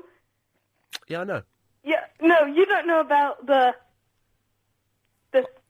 way I'm going to meet him. Yes, I do. How do you know? I know a lot of things, Ben. Okay, you're not gonna... No, you wouldn't be there. Wouldn't I? Oh, God, no. No, you wouldn't. Oh, really? Okay, no, you're not gonna be there. No, you don't know what's even gonna happen, do you? How do you know I'm gonna meet my uncle? How do I know you're gonna meet your uncle? Oh, this is scaring me. Yeah, okay, pickled onions. Do you like pickled onions? No, but I like pickled eggs. Okay, yeah, pickled onions. I'd like London to... Well, they can only phone in now. You don't take the text, do you? Phone in if they like pickled onions, because I love pickled onions. And whenever, I say to people, I love a nice pickled onion, what do I get? Abuse. Oh, pickled onions are disgusting. I don't need that. I need some support here, please. So, they're too soggy. They're too soggy. They're not... No, not if you get good ones. No, they're not good. Pickled eggs are the way forward. Always get a pickled egg. Always treat yourself to a jar of nice pickled eggs. Okay, then. Yeah, so, You got 45 seconds, then we don't speak until 2007, so make the most of it. Okay, then. So, Alison Bell, she's doing good. Unfortunately, Caroline Faraday's taken a slot, but... Well, that's Caroline Faraday for you, though, isn't it? Oh, I quite fancy Caroline. So, she's the most horrible woman in the world. Right. Well, hang on a second. Caroline is lovely. She's beautiful. Quite fancy her. Alison Bell, and then what have you got tonight? You got the psychic show, haven't you? I've not heard that yet. Oh, that's naughty. I don't believe that there's... Anyway, Ben, listen. So Saturday. Oh, Saturday. Then Sunday. The Sunday. It's 7th of May. There's a big day. Big day for Ian Lee. Speak to you in 2007. There you go, you see. The whole my space thing has kind of kicked off a little bit more than we were expecting. What's my total friend request? I currently have 90 friends. Kiss my chuddies, as they used to say on that... Was it, a multiracial comedy show that was not... Was it The Real McCoy? Kiss my chuddies. What was that programme? I don't know. Anyway. We haven't got many calls, we've been messing around. I'm bunged up with sinusitis, that's fine. I'm going to go to a walk-in centre tomorrow morning, that's fine. I shall get some antibiotics, it is all good. If you wish to give us a call, we're still trying to find out where snot comes from. We don't quite know where snot comes from. What was the other thing we were talking about? I'm so not with it at all today. Oh, we need a new screensaver for Chris. Genuinely need a new screensaver for Chris. Now that Linda Papadopoulos is not here anymore. Line 3, you're on the wireless. Hello? Hello? Hello? Hello? Oh, there you go. What should Chris have as his screensaver? 08709090973. Let's quickly try line 3. You're on the wireless. Hi, I'm your mum. I'm your mum. No, you're not my mum, for goodness sakes. Vicky's in the Croydon. Hello. Hello. Oh, you a bit snotty? What? You a bit snotty? No, I've got sinusitis. Hey, listen, I've got something to get you through the night. Yeah, oh, hey? Hey? No, what you need to do, right, is go to the chemist after you finish work. Yes. Get yourself some Carvel capsules. Some Carvel? Yeah, they're what you use for kids when they're snotted up. Yeah. Right? Get a big bowl, fill it up with boiling hot water. Yeah. Stick the Carvel in there. No. And put a blanket, a towel over your head and... No, what I'm going to do is I'm going to put in 3 dessert spoonful scoops of Vicks. Whoa, that'll blow your socks off. It's hardcore. It is hardcore. I've done that before, and it makes you cry. Yeah. It's so strong. You're not supposed to put that much in. I don't recommend anyone does that. But it's the only thing. I did it a lot when I was pregnant. So, what? I had really bad sinusitis when I was pregnant. It's painful, isn't it? I'm thinking of going in. There's a walk-in centre in Victoria that's open until 8 o'clock. I'm thinking of going there after work. Oh, I don't blame you. I think you should. And you work in the medical? I can just go into this place and it's a real doctor, is it? Yeah. Well, no, you'll get seen by a specialist nurse. Oh, but she can't write... No, they can. She can't write a prescription? They can. They can give you prescriptions. But they won't, though? No, they will. If you need it, they'll give it to you. They can give you antibiotics. Can they? Yeah, I've had antibiotics from them in the past. I don't want to go all the way to Victoria, and they just say, oh, I tell you what, have a couple of aspirin and have a good night's sleep. No. There's one in Croydon, and I've used it, and I've had, kidney infections, and they've given me antibiotics. Bob's your uncle. Well, okay. Well, we'll have a look. Maybe I'll wait until tomorrow morning. Yeah. Oh, this weekend it's Jessica and Ewan's birthdays. Sorry? I just wanted to do a local radio shout to my kids. A local radio shout out. Okay. Yeah, to my kids. Oh, well, you can't do that, I'm afraid. Oh, that's not nice. Shame on you. Oh, shame on me. Yes. My brain really has melted. Hey, listen to this. This is a letter that we got sent. Me and Chris got sent this, OK? It's a genuine letter from the European...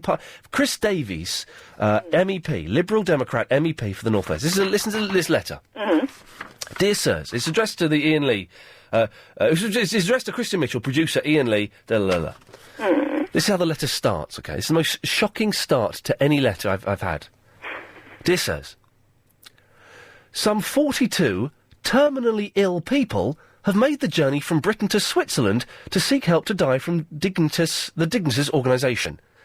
Having previously played a part in persuading the Liberal Democrats to adopt as policy support for the principle of medically assisted dying, It sent us a pamphlet about killing people. What's that got to do with you? Well, we just dick around on the radio and try not to swear too often. And he sent me a thing.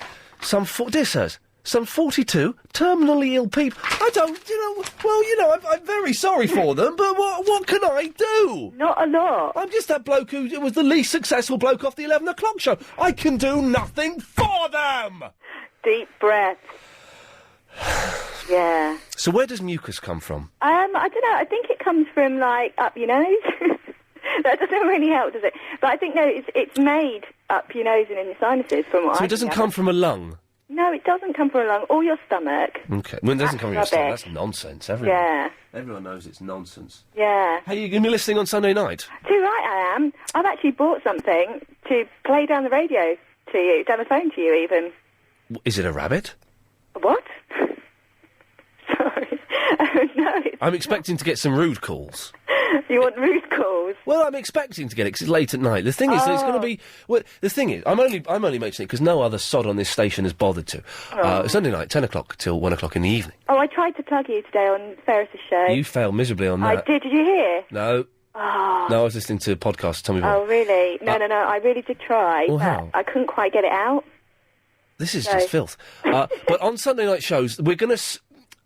we're going to relax the rules ever so slightly. Mm-hmm. So Are you allowed swears?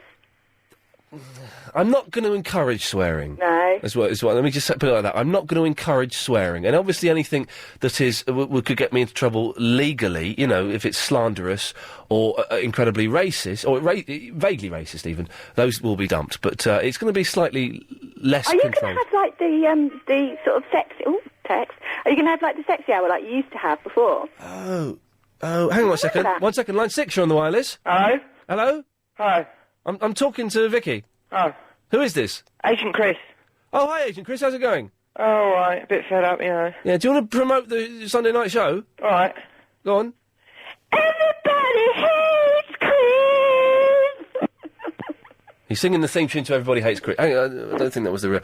Oh, the adults only. I don't think we've got the music for that anymore. Oh, can't you make some up? Have we still got the music for that, Chris? Play it. Remind me how it goes. Maybe I had it. That used to be good. Oh, here we go. It's time to cover your kids' ears or send them out of the room because this bit is only for adults. It's adults only with adults. Well, we could do, but because we're not going to introduce topics, it's going to be entirely up to people calling in, you know. Yeah, but it just means they can get a bit raunchy and they'll know when it's time to get a bit raunchy. Well, we can play the music, and if that encourages people to phone in with filth, then they're more than welcome to. I think it'd be great. Vicky, I've got to go. Speak to you Sunday. Bye. Lots of love. Bye-bye. If you want to profit... I've got 92 friends on MySpace. Chris, how many you got? Yay, bottler. We'll carry this on for a month or so and see who gets the most. The winner is bought lunch by the loser. Anyway. How would you, dear listener, like the trip, to win a trip for two to the elegant and stylish city of Monte Carlo, including helicopter transfers to the stunning Hotel Miyabuor, spending money and more. Plus, you get the new stylish and elegant Samsung D800 mobile phone. You can win this all next week with Nick Ferrari at breakfast. Identify the elegant and stylish celebrity that Nick Ferris is describing. Win with London's LBC 97.3 and the new Samsung D800. Anne is in the Twickenham. Oh. Hello, Ian. How are you? How's your Egyptian fictional lover? He's not. He's just popped out with a couple of other student friends. Of course he's popped out, because he doesn't exist. Let me tell you where I'm going in a minute. I'm going to leave the house in a moment. I've just been listening Paradise. to the programme all afternoon. Great programme. I'm going to see Jerry Sadowitz. Oh, really? I booked tickets. Oh. He's at the Bloomsbury, I think. That's going to be a great evening. Jerry Sadowitz? Yeah. Have you seen him before? No, I've only seen him on telly. And, I don't know if I've done the right thing, but I'm taking my son and his friend. Oh, yes. How old's your son? 39, but he looks 29. He's very rock and roll. You're not going because of anything I've said, are you? No. Okay. He reminds me of you because he's crackers and marvellous. I took it as a great compliment yesterday, you calling me bonkers. That's better than an old biddy, sweetheart. Chris and I saw Jerry Sadowitz. You told me you saw him some time ago. I was comparing a gig. All right. I'd forgotten. People love him or people absolutely detest him. Yeah, my daughter-in-law didn't want to come, so my son's friend's coming. I think he's brilliant. I think he's amazing. And I didn't realise he was such a good magician. Yes, Is it sleight of hand or slate of hand? How do you pronounce it? Well, you pronounce it slate. Sleight of hand, that's it, yeah. Slate. Well, there is slate is a word. But can I say, he's going to be very different from what you've seen on the television. Is he? Oh, blow. It's at the Bloomsbury, the UCL. I'm going up to Warren Street Station. We're meeting in a boozer on the corner. Have a lot to drink, won't you? I'm going to have some Guinness. Jeremy Bentham's Head Pub, corner of University Street and Huntley Street. I'm meeting my son because he's working up in Covent Garden, and his friend's coming. Can you give me a call on Monday, Anne, and let me know? I'll tell you what it's like. Incidentally, let me just tell you, you might be upset by some of the stuff he says. No, he won't frighten me. I mean, wow, I may not say the things. I've heard a lot. I won't say I've heard it all, but this is so cool. Actually, my son said that. He said, Mum, he's going to use all the words and this, that and the other. And more. And more. But the funniest thing was my son said to me, listen to me. He said, please don't book tickets in the front row. No, don't. He'll pick on us. I have got the third row, middle stall. Oh, you're in such big trouble. I'm going to be up on... I know I'm going to be there. I'm going to show my son up. I can almost God. I'll pretend I'm drunk. I think he's brilliant. I love him. I think he's amazing. The thing is, I can't stress enough. Yeah. He's going to be so different from what you saw on television. Different in what way? Do you mean rude?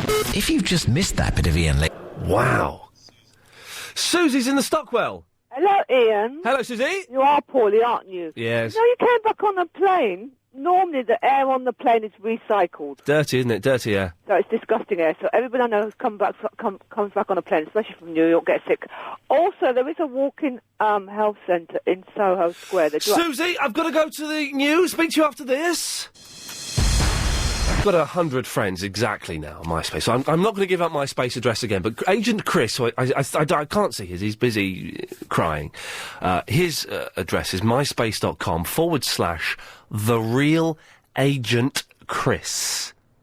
Go and make his day. Go and be a friend. What happened to that woman we were talking to? Did she disappear? Bottled it, did she? She just bottled it. Let's very quickly just try line 3. Line 3, you're on the wireless. Which makes me anxious. Yes. At times unbearably so. That pause is just getting longer and longer. That's a shame. That woman was nice. Who was it? Was it Susie? Susie, if you're listening, please call back. We'd like to continue chatting with you as we approach the end of the show. That would be good. Oh, have you got a number? Well, then give her a call then. Yeah, why the hell not? Go on. Got a semi by the sea. Oh, really? Good day then. Well, I'll talk to Brian while you're calling Susie. Hello, Brian. Oh, G'dang. Sorry, Brian, he's called Susie. Stay with us. He's just called Susie, sorry. I think Susie's a little bit potty. Hang on. Where's she gone? She's bottled it, hasn't she? She's done a Wayne Rooney and bottled it. What's that? I hope Susie's all right. I don't want this to be a small feature in the Evening Standard one evening. The listener caller to local radio show, former breakfast TV host Iain Lee, caused one of his listeners to die. Well, Brian, we'll keep it ringing while we talk to you, Brian. What can I do for you? Chuck ice. Oh, this is going to be hard work. I'm ringing out. I've got a bloke on. He says choc ice. Yes, the choc ice, please. Chuck ice. Yes. Do you have any milk chocolate? No. Chuck ice. Do you know what? Actually, I'm fine for choc ice today. Chuck ice. No choc ice. Chuck ice. If Susie were here, she could. No choc ice today. Thank you. Chuck ice. Thank you. Bye bye. Chuck ice. Thank you, choc ice. Chuck ice. Bye bye, choc ice. There we go. I think he's gone. Very quickly. Line 5. You're on the wireless. Hello. Hello. I'm just going to bottle it. Okay. Right. Tell me when. When do I bottle it? You can bottle it. Permission to bottle it now. Now? Yeah. Right, how are you? Well, bottle it. Oh, right, give me a sec, right. Right, shall I do it now? Bottle it now. Right, I'm bottling it. Right, bye. Bye. Have a good day. Bottler. Is that what's that line 7? Is that the line you're calling out on, is it? Okay, sorry. Oh, can we let's try line 5. Line 5, you're on the wireless. Oh, da-da-da-da-da-da. My old man said follow the vein and don't dilly-dally on the way. Have a banana. I don't quite know what's happened. Let's go to Yasser's father in the Stratford. Hello, Yasser's father. Hello, is that Mr. Ainsley? Yes, it is. We're calling through to Susie at the same time. I hope you don't mind.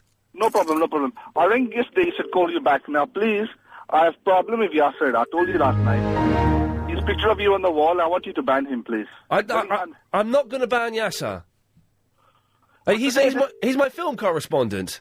Well, last night I walked into his room. He's looking up at your poster. Yes. Yes. He's laminated your poster now. He's laminated it. Wow, that is hardcore. And he wake up this morning and he say, "Oh, father, I have tennis elbow." How can you prove that you're actually Yasser's father? I live in Stratford. He's my son. What, you want to see the birth certificate or something? If you could send it in. What is the address then, please? It is LBC, Iain Lee Show, the second floor, LBC, Chrysalis Building. How are you spelling Ainsley? IAIN. S, yes. I'll just take your word for it. I'm sure it's fine. Okay. Well, okay. I can't ban him, Yasser's father. Okay, I have another issue. If I cannot ban him, then I'm looking for a bride for him. So if any young Angel girl Stratford listening, then contact Iain Lee Show, and we will take details further from there. Yasser's father, thank you very much. I've got to go. We'll keep Susie there, just in case she answers. It's 5:38. It's time for the daily 5:38 Daily Correspondent Update. Brought to you every day. Daily. Hi, I'm Annabelle from the Woodsford and I'm the Cars and Kids correspondent. Here is my update. For all you motor-loving people, you'll love the new series of Top Gear. The show will be packed with car reviews, guest drivers and challenges. So watch it on Sunday, 7th of May at 8 o'clock on BBC Two. Thank you. Good work there. Lovely. Suki in the Osterley, the Jimi Hendrix curry sponsor. Today, who makes the poshest curry? Well, did you know that Alfred Prasad is the only Indian chef in the UK with a Michelin star? So, if you want the very poshest curry in the world, go and see him, tell him I sent you. And before Jimi Hendrix was famous, he played the chitlin circuit, a string of music venues in the Deep South, which was so called because they served chitlins, a type of soul food, which is in fact big intestine. It's getting softer and softer there. What happened there? Getting softer! Who's next? Next one, please. Good day. This is Professor Katja in the classroom with a historical B-horror movies correspondent. Oh, she's in the classroom. Contrary to popular belief, the first adaptation of Mary Shelley's Frankenstein is not the 1930s movie with Boris Karloff as the creature, but was actually produced in 1910 by the Lumiere brothers and is considered to be the first ever horror movie. Thank you. Do we have any more, Chris, or do I need to play this one then? There we go. Judy Mullins wants to be a friend of mine. Remember Judy Mullins? She took that gig, doing that silly thing for that old man who we don't talk about anymore. Hands up who thinks Katya's got the sexiest voice in the world. She's pretending to be a professor today, for goodness sakes. It just gets better and better. This MySpace is addictive. Who's Natalie, for goodness sakes? I fall in love. 25. I'm worried about Susie now. What do we do, Chris? I suppose we just leave it ringing, and that's all we can do. Well, OK, while that's going on, let me quickly try. Line 1, you're on the wireless. All of which makes me anxious. Yes. At times, unbearably so. Is it just me, or is that the gap getting longer and longer? Or am I just imagining it? I don't know now. George is in the Stebbing. Hi, Ian, how you doing? There's no such place as Stebbing, is there? Yeah, there is, indeed. It's a tiny little village, right, it's quite close to Stansted Airport. Oh, OK, fine, OK. Yeah. Lovely. What can I do for you, my friend? Well, I just phoned up when you were talking about Jerry Shadowitz. I was like, wow, because I was a big fan of his when he was up in Glasgow. Ah, he's good, he's good, isn't he? He's fantastic. It's like Tommy Cooper, but with Tourette's. It is the filthiest... but it's not... The thing is, it's not just rude, it's not just sexual. It's not rude, it's sick, it's really... It's sick. Sick is the word. You're right. It's very funny. And you're right, it's like one of these things that you don't know whether you should be laughing at. You kind of feel guilty at some of the things he said. And that's part of the thing, isn't it? You're supposed to be questioning whether what you're hearing is actually funny or, you know, levels and levels and irony and all that. Yeah. I think he's brilliant. And do you know what? I've met him. I worked with him a couple of times. I compared a gig the other week when he was on a TV show I did years ago. Very quiet, softly spoken man. You know, he's a lovely bloke. And a piece of trivia about him, and I don't know if this is at all interesting. It probably isn't. Well, let's have he's it. A very big fan of John Barry, the composer of the James Bond scores. How the hell do you know that? I'm a bit of a film score geek myself, you know, and I shop at a shop that I know that he shops at. I see. So you're a stalker? Well, I suppose borderline. Yes, well, you go. George, anything else, sir? Yeah, there's a couple of things, because when the guy was on talking about Nosy Bonk, I nearly crashed my car, because Nosy Bonk used to terrify the absolute pants off me. Nosy Bonk was in it. It was Jigsaw, wasn't it? It was Jigsaw, yeah. And it was Adrian Headley. I don't even know how I remember that name. So I used to hate Jigsaw, because Jigsaw was really slow and weird. It was like Vision On, but a bit later. Yeah. David Rappaport, he was the other one of the O-Men. Oh, David Rappaport and Sylvester McCoy were the O-Men. And Janet Ellis in her sexy prime, though. Janet Ellis before she get pregnant and thrown off Blue Peter. I would. Never mind. Oh, yes. Yes. Oh, yes. But anyway, that's it. Yeah, but Nosy Bonk, I remember he used to terrify the absolute bejesus out of me, you know. It was like a kind of David Lynch kind of kiddie entertainment thing. It was a weird thing to put on a child show. I'm just moving on, because I just want to get Fonzie in the Fulham in before we go to the break. Fonzie? Mr. Lee. Hello, Governor. Long time, mate. How are you? Yeah, I'm all right. Suddenly we've got a stack load of phone calls. I've only got 45 seconds for you, my love. All right. That's all right. Not a problem. Got a semi by the sea. I hate that line. It makes me... Anyway, so, what have you got for me? Mate, I've been listening, and you and Yasser have become quite chummy lately. Oh, well, Yasser's doing some excellent film forums for me, so I've got to congratulate him for that. Because there was a time when he was getting quite stroppy with you, wasn't he? No, what it is he's realised that I'm always right, and he's pretty much wrong, and we've cut Yasser down, and he just comes on and does the film forum and does a brilliant job. Okay, that's cool. But is he gay? Well, now, there's a very good question. I don't know the answer to that. Because I'm sure his dad just came on saying he was looking for a bride. I'm not gay. It turns out he's not, Fonzie. Okay, 0870909, whatever. Dave's in the pinner. Hello, Dave. Hello, how's it going? Yeah, it's going very well. I've got really bad sinusitis. Well, very sorry to hear that, but listen, I'm not talking about that. There's something else I want to speak to you about, because I'll tell you something, mate, what was my funny speech there? My old man, I'll tell you something, you've done very well, you've been here for long enough now, it's been 1 month, and I tell the kids wants to come back and speak to you, because what's around is you're getting email from my old... Hang on. He's been getting email from... Whoa, hang on a minute. You listen to me. Hang on a minute, are you Dave... Are you Dave St Michael? Yeah, Dave St Michael. Hang on, is this you? My name is... Yeah, I spoke to you... Oh, no, not that one. You've spoken before... Hang on a minute, I've got a clip of you somewhere. Get it right, can't get it right, because I'll tell you something... Hang on, shut up.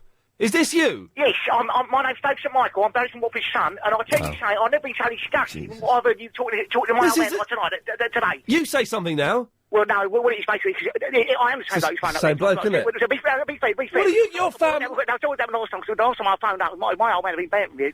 He'd been banned from your program. No, not just your old man, mate, the whole St Michael family. You listen up. No, you listen up, your whole family's banned. No, listen, all right, now listen, come on, listen, it's a nice sunny day, come on, it's the end of the week, come on, let bygones be bygones. I've got an old geezer here, hope you're happy.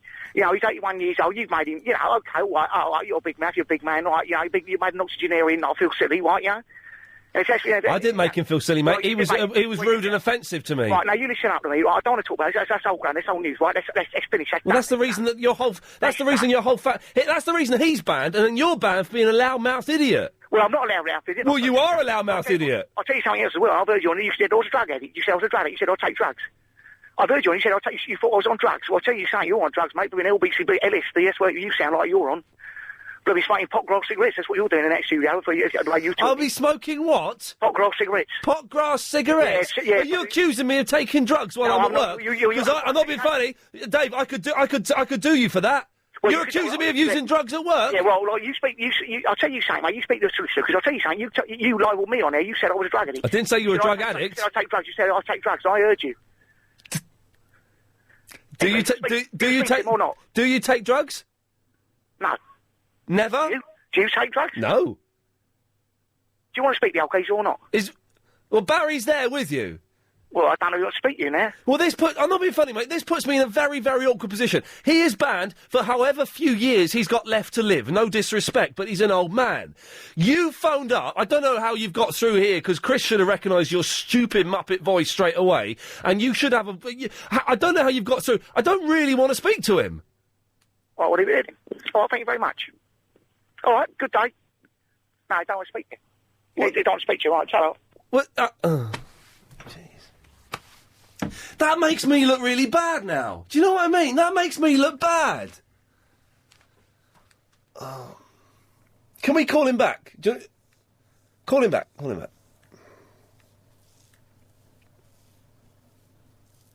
You speak to him off air, Chris, and just call him back, and we'll tell him that I feel a bit sick. That's made me feel really uncomfortable, that. Solomon, do you mind waiting a bit? No, I'm all right, mate. I don't know if you heard that. That was Barry's son. I know, I heard. I didn't quite get to the... Did we get to it, whether he took drugs or not, or...? Well, he says he didn't take drugs, and... he did say no. He did say no. I mean, Chris has called him back. Do I want to get Barry back on the air, the line? Solomon, stay there, mate. Let's go. Dave, are you back? Barry is back. Barry is back. Hello. Barry is back. Barry is back. Hello. Glitter song? No, I'm back. Barry, listen. What? I'm not sure I'm going to lift this banning. This is really weird talking to you, and I feel this puts me... Dave is very naughty phoning up, because this puts me in a really awkward position now. Look, in a way, I'm phoning to apologise for telling a joke about a fart. It was not clever. I understand. A few things you need to apologise for, OK? Right. OK. You need to apologise for telling a joke about a fart. Yes. You need Sorry about the fart. You need to apologise... Hang on. Up yours! You need to apologise for No, using... that was out of order, you're right. No, Yeah. that was bang out of order. And you need to apologise for getting a little bit too big for your boots, mate. Do you know what I mean? You're just... You're a nice bloke, Barry. You're just a caller to a radio show. No, I know. I wouldn't do nothing like that again. OK. I understand. No fart. Poos and wees are off the menu and all. I understand that. They are, totally. I don't want to look at Yes. that menu. No, but I would like to take this opportunity to thank everyone for the letters, support, and I was going to take it further. Everyone at the Villiers in Oxley Village, Lindsay Dawn Mackenzie sent me a nice note. Did she? She's lovely. My Dave wrote her. Also, to Ian Barry, I've Sharp- got to do a break. Can you hang around for 1 minute? Yeah, I suppose so. I've been waiting for 6 weeks. Speak to you after this. I'm Gary King. My attaché case... Barry is back for the... Barry, you're not on MySpace, are you? What's that? MySpace.com, the website. You're not on there, are you? No, I'm not. I know what that is, yes. No, but I might do one. Someone's pretending to be you, so I'm going to deny them. I'm not going to let them be a friend, because that's not... No, really... they can get out. So Barry in the What wants to be your friend. Pass off. Yes. I mean, a lot of you. Oh, hang on, Barry. Lottie wants to say hello. Hello, Lottie. Hello, Ian. How are you? Well, I know you're poorly, actually, so I won't say how are you. I do feel sorry for you about your poor sinuses. I've had that. But I just phoned up, just to be quick, sorry, because I know I do go on a bit. Yeah. Please don't be horrible to Barry. I'm not being horrible to... Oh, he's so sweet. Yes. Oh, man. Well, that's very kind of you. Thank you. Oh, welcome, darling. You telling me can't be horrible to you. It's not fair. No, it's been nasty, but, to be fair, it takes two to tango, doesn't it? You were only a little bit naughty, weren't you? I was, I said silly words. Basically, I want to thank you for your support. Is it Lottie? Yes. What a lovely name. Mere bagatelle. Oh, well, I'm a lovely girl. You sound very nice, yeah. Thank you very much. You're welcome, Barry, and take care. Bye. Bye-bye, darling. Bye-bye. Bye-bye, Lottie. Yeah. Look, Silly bird. what happened was, I'll be fair, it was my Kirsty, my great-granddaughter. She looked up and she had tears in her eyes and she said, "Why is the nasty man being mean to you, Poppy?" She calls me Poppy. "Why is he being so mean? How can he sleep at night knowing that he has been so very, very cruel to a very dear man?" And I said, "He knows not what he's doing." Oh, hang on a minute, Barry. I hope you put her right and said, "Oh, actually, Poppy," which is a bit of a gay name, "Poppy was very, very rude and was out of order." I stroked her forehead and I said, "No, my darling, try to sleep. There is much that is wrong in this world, but hopefully he will come round and we can be friends again." Well, I don't know if we can, if that's what you told her. I said, some people, they have a short fuse. Yeah, you. Some people can't take a joke. No, hang on a minute. Don't cry, my angel, don't cry. Barry, shut up for a minute. Shut up. Yes. I've a good mind not to lift this ban. You've learned. It seems like we spoke to Ben from the Hemel earlier on, and he's turned into a really nice young lady. It seems because of a banning. It seems you've learnt nothing. No, look, I'm pulling your plonker. Don't touch my plonker. Hey, leave it. Barry, I extend a metaphor. We were both in the wrong, but it was 60-40 in your favour. All right, darling. Well, look, you can extend your metaphor any time you like. All right, then. No, that's it, no. Well, listen. All right, I feel a weight off my shoulders. Do you know what? I feel a little bit better, actually. What a nice start to the weekend. I love you, and I love your show. Well, so let's just put it there. I'll go and tell Dave to put the Rottweilers back in the garage. Did I hear you calling Charlie Wolf the other night? No, I don't know what you're talking about. Okay, well, take care then, Barry. Speak again soon. Oh, God bless. Thanks to everyone. No.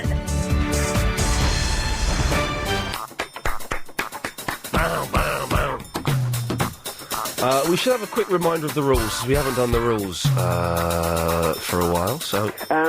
If you can't, you can, anything goes, but you can't swear because there's a 7-second delay, and you'll be dumped, and you'll be banned, blacklisted from the station. That's correct, thank you. So there we go. So I'm just putting I took some clothes to the dry cleaners today. I remember the ticket is loose in my pocket, so I'm putting it in my wallet.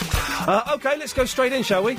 Line 8, you're on the wireless. Hi, Ian. It's Ben in the North Finchley. How you doing? I'm very well, Ben. What can I do for you, my friend? I'm just completely gobsmacked at your complete lack of principles over Barry. What do you mean? Well, a lifetime ban is a lifetime ban, no? He's an old... yeah, I kind of see... He sounded genuinely apologetic, though, didn't he? No, he sounded like Barry being Barry. Yeah, I don't know. We'll see how it goes. I'm going to see how it goes. Thing is, he's an old man, and I was put in an awkward position. I was put in a very awkward position, Dave. You should have, Chris. You should have spotted that was the same fella. How could you not think that was Barry's son? It has been a couple of months, hasn't it? I suppose you're right. Line 4, you're on the wireless.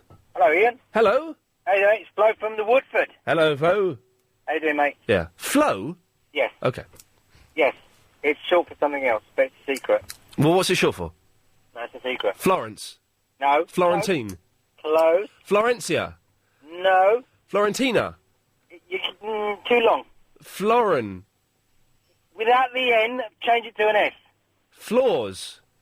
Floros. Floros. That's it. That's a good name, man. Don't keep that a secret.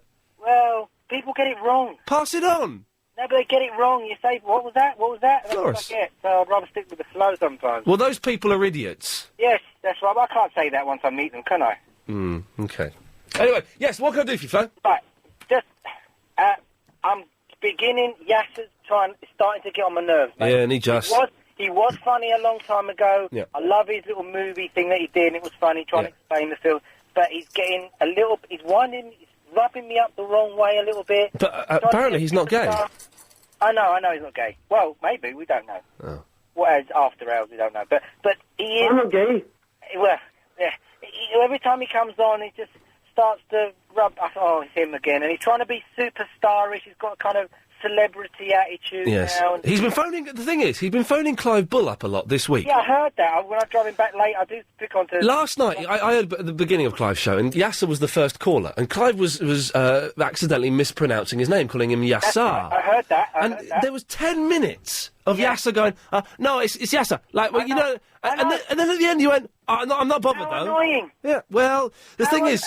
And you let him back on, so, I mean, don't you feel a little bit rubbed up the wrong way sometimes? Well, the thing is, I do like his film forum. I think the film forum is a useful... It's a good feature to have in a show. It's for the layman, isn't it? It's for the layman, yes. But, the thing is, he wants me to ban him now as well, so that kind of makes me more inclined to keep him on. Didn't you say that Clive asked you to say to him to back off a little bit? Clive did ask me to ask Yasser to just, not call him again, and Yasser is obviously not taken heed of that. I think he's done enough to get barred. He's just hanging on by a shoestring, and he's still coming on sometimes. I don't know. Your show, your call, you're the man. Flo, thank you for that. I do appreciate your input, though. It's always interesting. Line 10, you're on the wireless. Licky, licky, lolly. Licky, licky, lolly. Lick, lolly. Licky, licky, lolly. Licky, licky, lolly. Licky, licky, lolly. Licky, licky, lolly. Licky, licky, lolly. Licky, licky, lolly. Licky, licky, lolly. Licky, licky, lolly. Licky, licky, lolly. Licky, licky, lolly. Licky, licky, lolly. think that's enough of that. That was fun, wasn't it? Let's go to line 7. Line 7, you're on the wireless.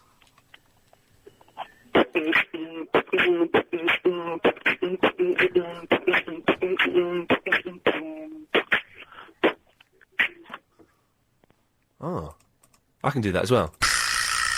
Line 6, you're on the wireless. Ian Lee. Yes. Leon in a lakeside. Bring it on, my friend. The lost correspondent but can't talk about it. Episode 20. Oh, have you seen it, son? I watched it this morning. It's the best thing I've ever seen in my life. Genuinely the best thing I've ever seen in my life. What's going on? Can I just say to someone who's... Ben, I can't wasn't... talk about it. Hang on a second. Ben, I wasn't at the Kelly Brook premiere. No, we can't talk about it. Chris is watching it this week. No, you mustn't talk about it. Unbelievable, though. I mean, people that are running up to season 2, episode 2 on the normal television Losers. don't know what we're talking about. Losers. Now, have you been... very quick, give me a minute of this, who cares? Yeah, have you been on the website? Because their adverts were played.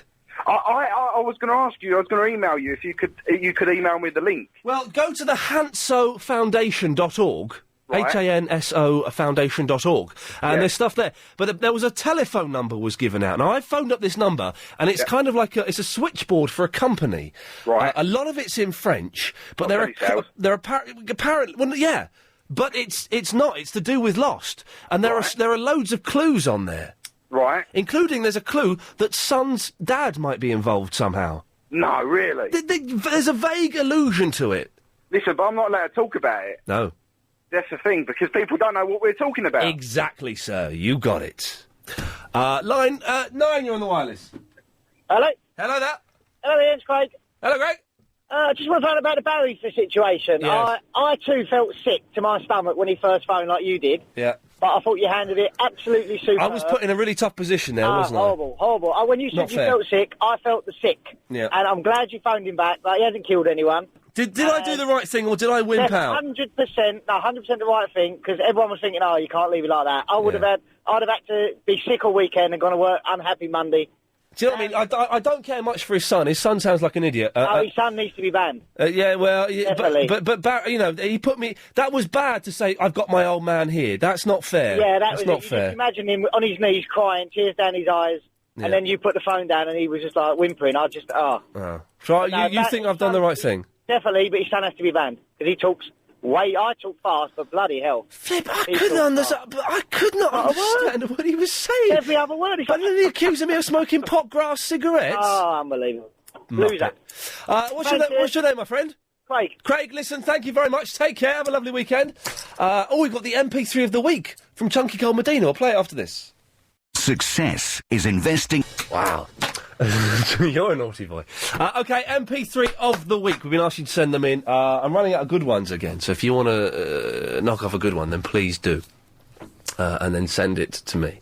ian@lbc.co.uk. This is from Chunky Cold Medina. Him and Guy Magic Fingers are the two that are really kind of battling it out to produce the greatest thing. This is probably my favourite so far. This is Yasser by Chunky Cold Medina. Hit it, boys, hit it.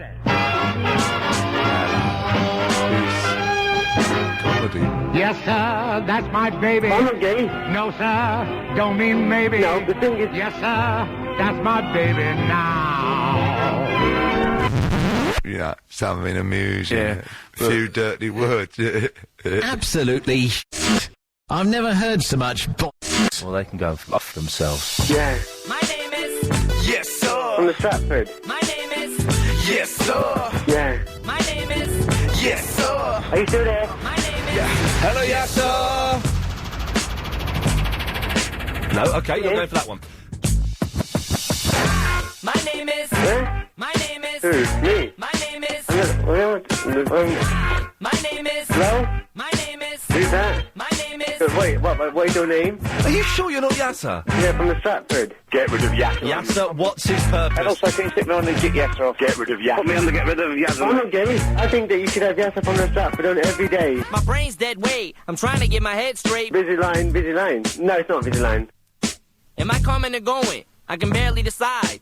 I don't want to blow my own trumpet because I haven't got one. I spit when I talk. Who? Me? I'm not ready to leave. Sorry, what was that? I'm not ready to leave. I didn't hear that. I'm not ready to leave. What? Sorry, I don't know what that was. I don't know what you're talking about, sorry. My name is... Yeah? My name is... No, who's this? My name is... You're talking to Yasser here. My name is... What's my name? My name is... I'm not gay. My name is... I I didn't do the name. Are you sure you're not Yasser?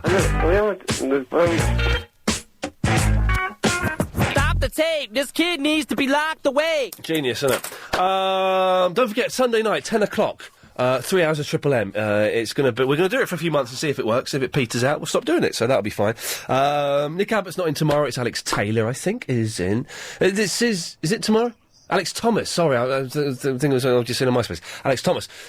Tonight's Caroline is at 8. The Psychic Show, ooh, spooky, is on at 10. And you can go and find the rest out yourself. Line 6, you're on the wireless. I send my sinuses to Arizona. I send my liver to Peru.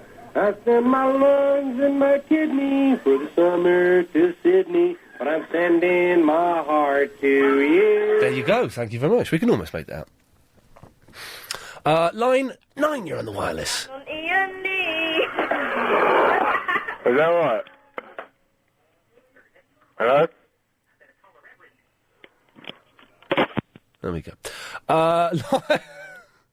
Line 5 is on the wireless. A few weeks ago, you called me a Smurf. I just want to say this to you. Just because I've got a blue face, just because I've got blue legs, just because I wear a nappy, and just because I've got a white hat, does not mean I'm a Smurf. Let me tell you this as well. We Smurfs will conquer the earth. Hang on, you just said you're a Smurf! You called me a Smurf. You just said you're a Smurf! And listen, if Smurfette walked into a room, would you? No, but the point is this. You wouldn't you? Would you give one to a Smurf? To Smurfette, I would. Well then. Maybe even Papa Smurf. At least we're agreed upon something. We certainly are, thank you, weirdo. What a weirdo. Line number 4. Is that me? Yes? Oh, okay. Here's a little song first.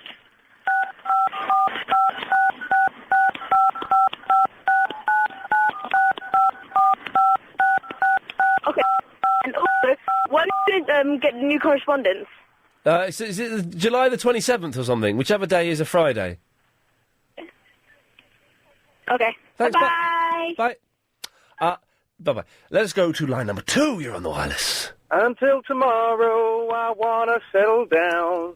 Until tomorrow, I'll just keep moving on. Ba-dum, ba-dum, ba-dum, ba-dum. Thanks very much. We did have a rocking version of that, didn't we? It's got this. Uh-oh. No, I'm not playing music. It's just a highlighter point, Heather. So, and we don't have to pay for it 'cause it's by some band, and it's... Ooh, she's not happy with me. Line 5. I've used your picture on my MySpace page. Heather, I hope you don't mind. Not listening, not paying any attention to the output of the show. I've used your picture on my MySpace page. Yes, it's there. It's there. It's just until I get another picture. I'll replace it at the weekend. I promise. It's the only picture I had on my computer. So don't worry. I've had some very nice comments about it. Line 5, you're on the wireless.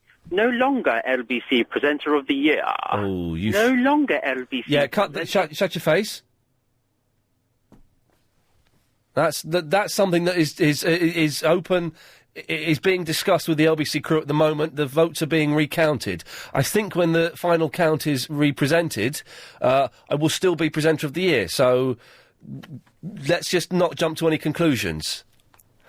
Line 10, you're on the wireless. What, 3 hours of the human, Triple M? Yes. On Sunday? Yes. I don't believe it. I have to take more madness pills. You love Timmy's mallet. No, listen. Wait, why can't one of my MP3s be MP3 of the week? Have you sent any in? I've sent loads. Well, they're all right, but they're not the best. Well, I haven't even sang a song. Come on, no one else has done that. Which song did you sing? I sang the Yasser song, dude. The jazz thing. Oh, that was all right, wasn't it? Well, why couldn't that be MP3 of the week? Was that last week? Oh, that was like bank holiday time. Ah, well, you know. That's rubbish. We're going to be playing some of the MP3s again during Triple M. Well, we'll have to do some new ones. Can we do rude ones? How rude can they be? Send them Mildly rude. Mildly rude. Send them in. But you know, don't be rude just because you can be rude. Why not? Oh, because you can be rude because it's clever. No, don't be silly. I haven't got the brain capacity for that. Okay. Ciao for now, then. Ciao for now. Line 1 is on the wireless. Steve from Sunbury here. Steve! I just wanted to say, ban Barry. I phoned to redress the balance. Oh, when you first banned him, you had a load of idiots phoning in all show going, unban Barry, whining as if their life depended on it. Yeah. I think he's old, Yeah. he's an idiot, Ooh. he's not funny, and he's a fraud. He should be banned. Okay, there's, all these opinions are being taken on board, which is kind of groovy. Line 2, you're on the wireless. Ian Lee. Yes? Is the Sunday show going to be on a podcast? I've just looked at my producer, Adrian Crisp, and he's just said that the Sunday show...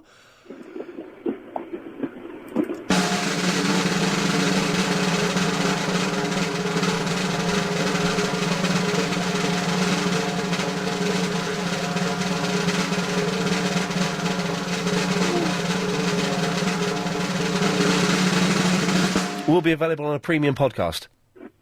Nice one. Thank you. There you go.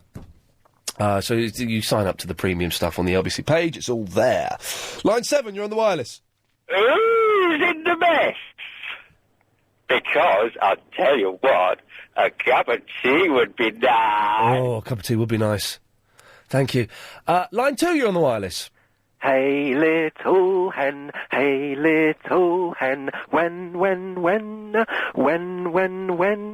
will you lay an egg, for my tea, for my tea, for my tea, for my tea, moo! Oh, that's a shame. I thought he was going to go on and I was going to join in and do it as a round. Oh, that's a shame. I was working it out in my head how it was going to go. Line 1, you're on the wireless. Good evening, Mr. Lee. It's good to see you back from the States. Did you have a nice time? I had a lovely time. And you didn't go in that helicopter, did you? Because you were scared. I was bottling it, let's be honest. Well, what can I say? At least you're honest. Yeah. And you haven't took up my advice and go to Radio Berkshire. Radio Berkshire, would that be good for me, would it? Yeah, it'd be lovely, yeah. Okay, well, it's certainly something to consider. Let's get one more call in before the weekend. Let's go to line number 2. Line 2, you're on the wireless! There is another silence. He sits there perched on the sofa's edge, longing to concentrate on her words, her face, the date and the thought of See you Sunday at 10! This show is completely... If Ian Lee in any way approaches being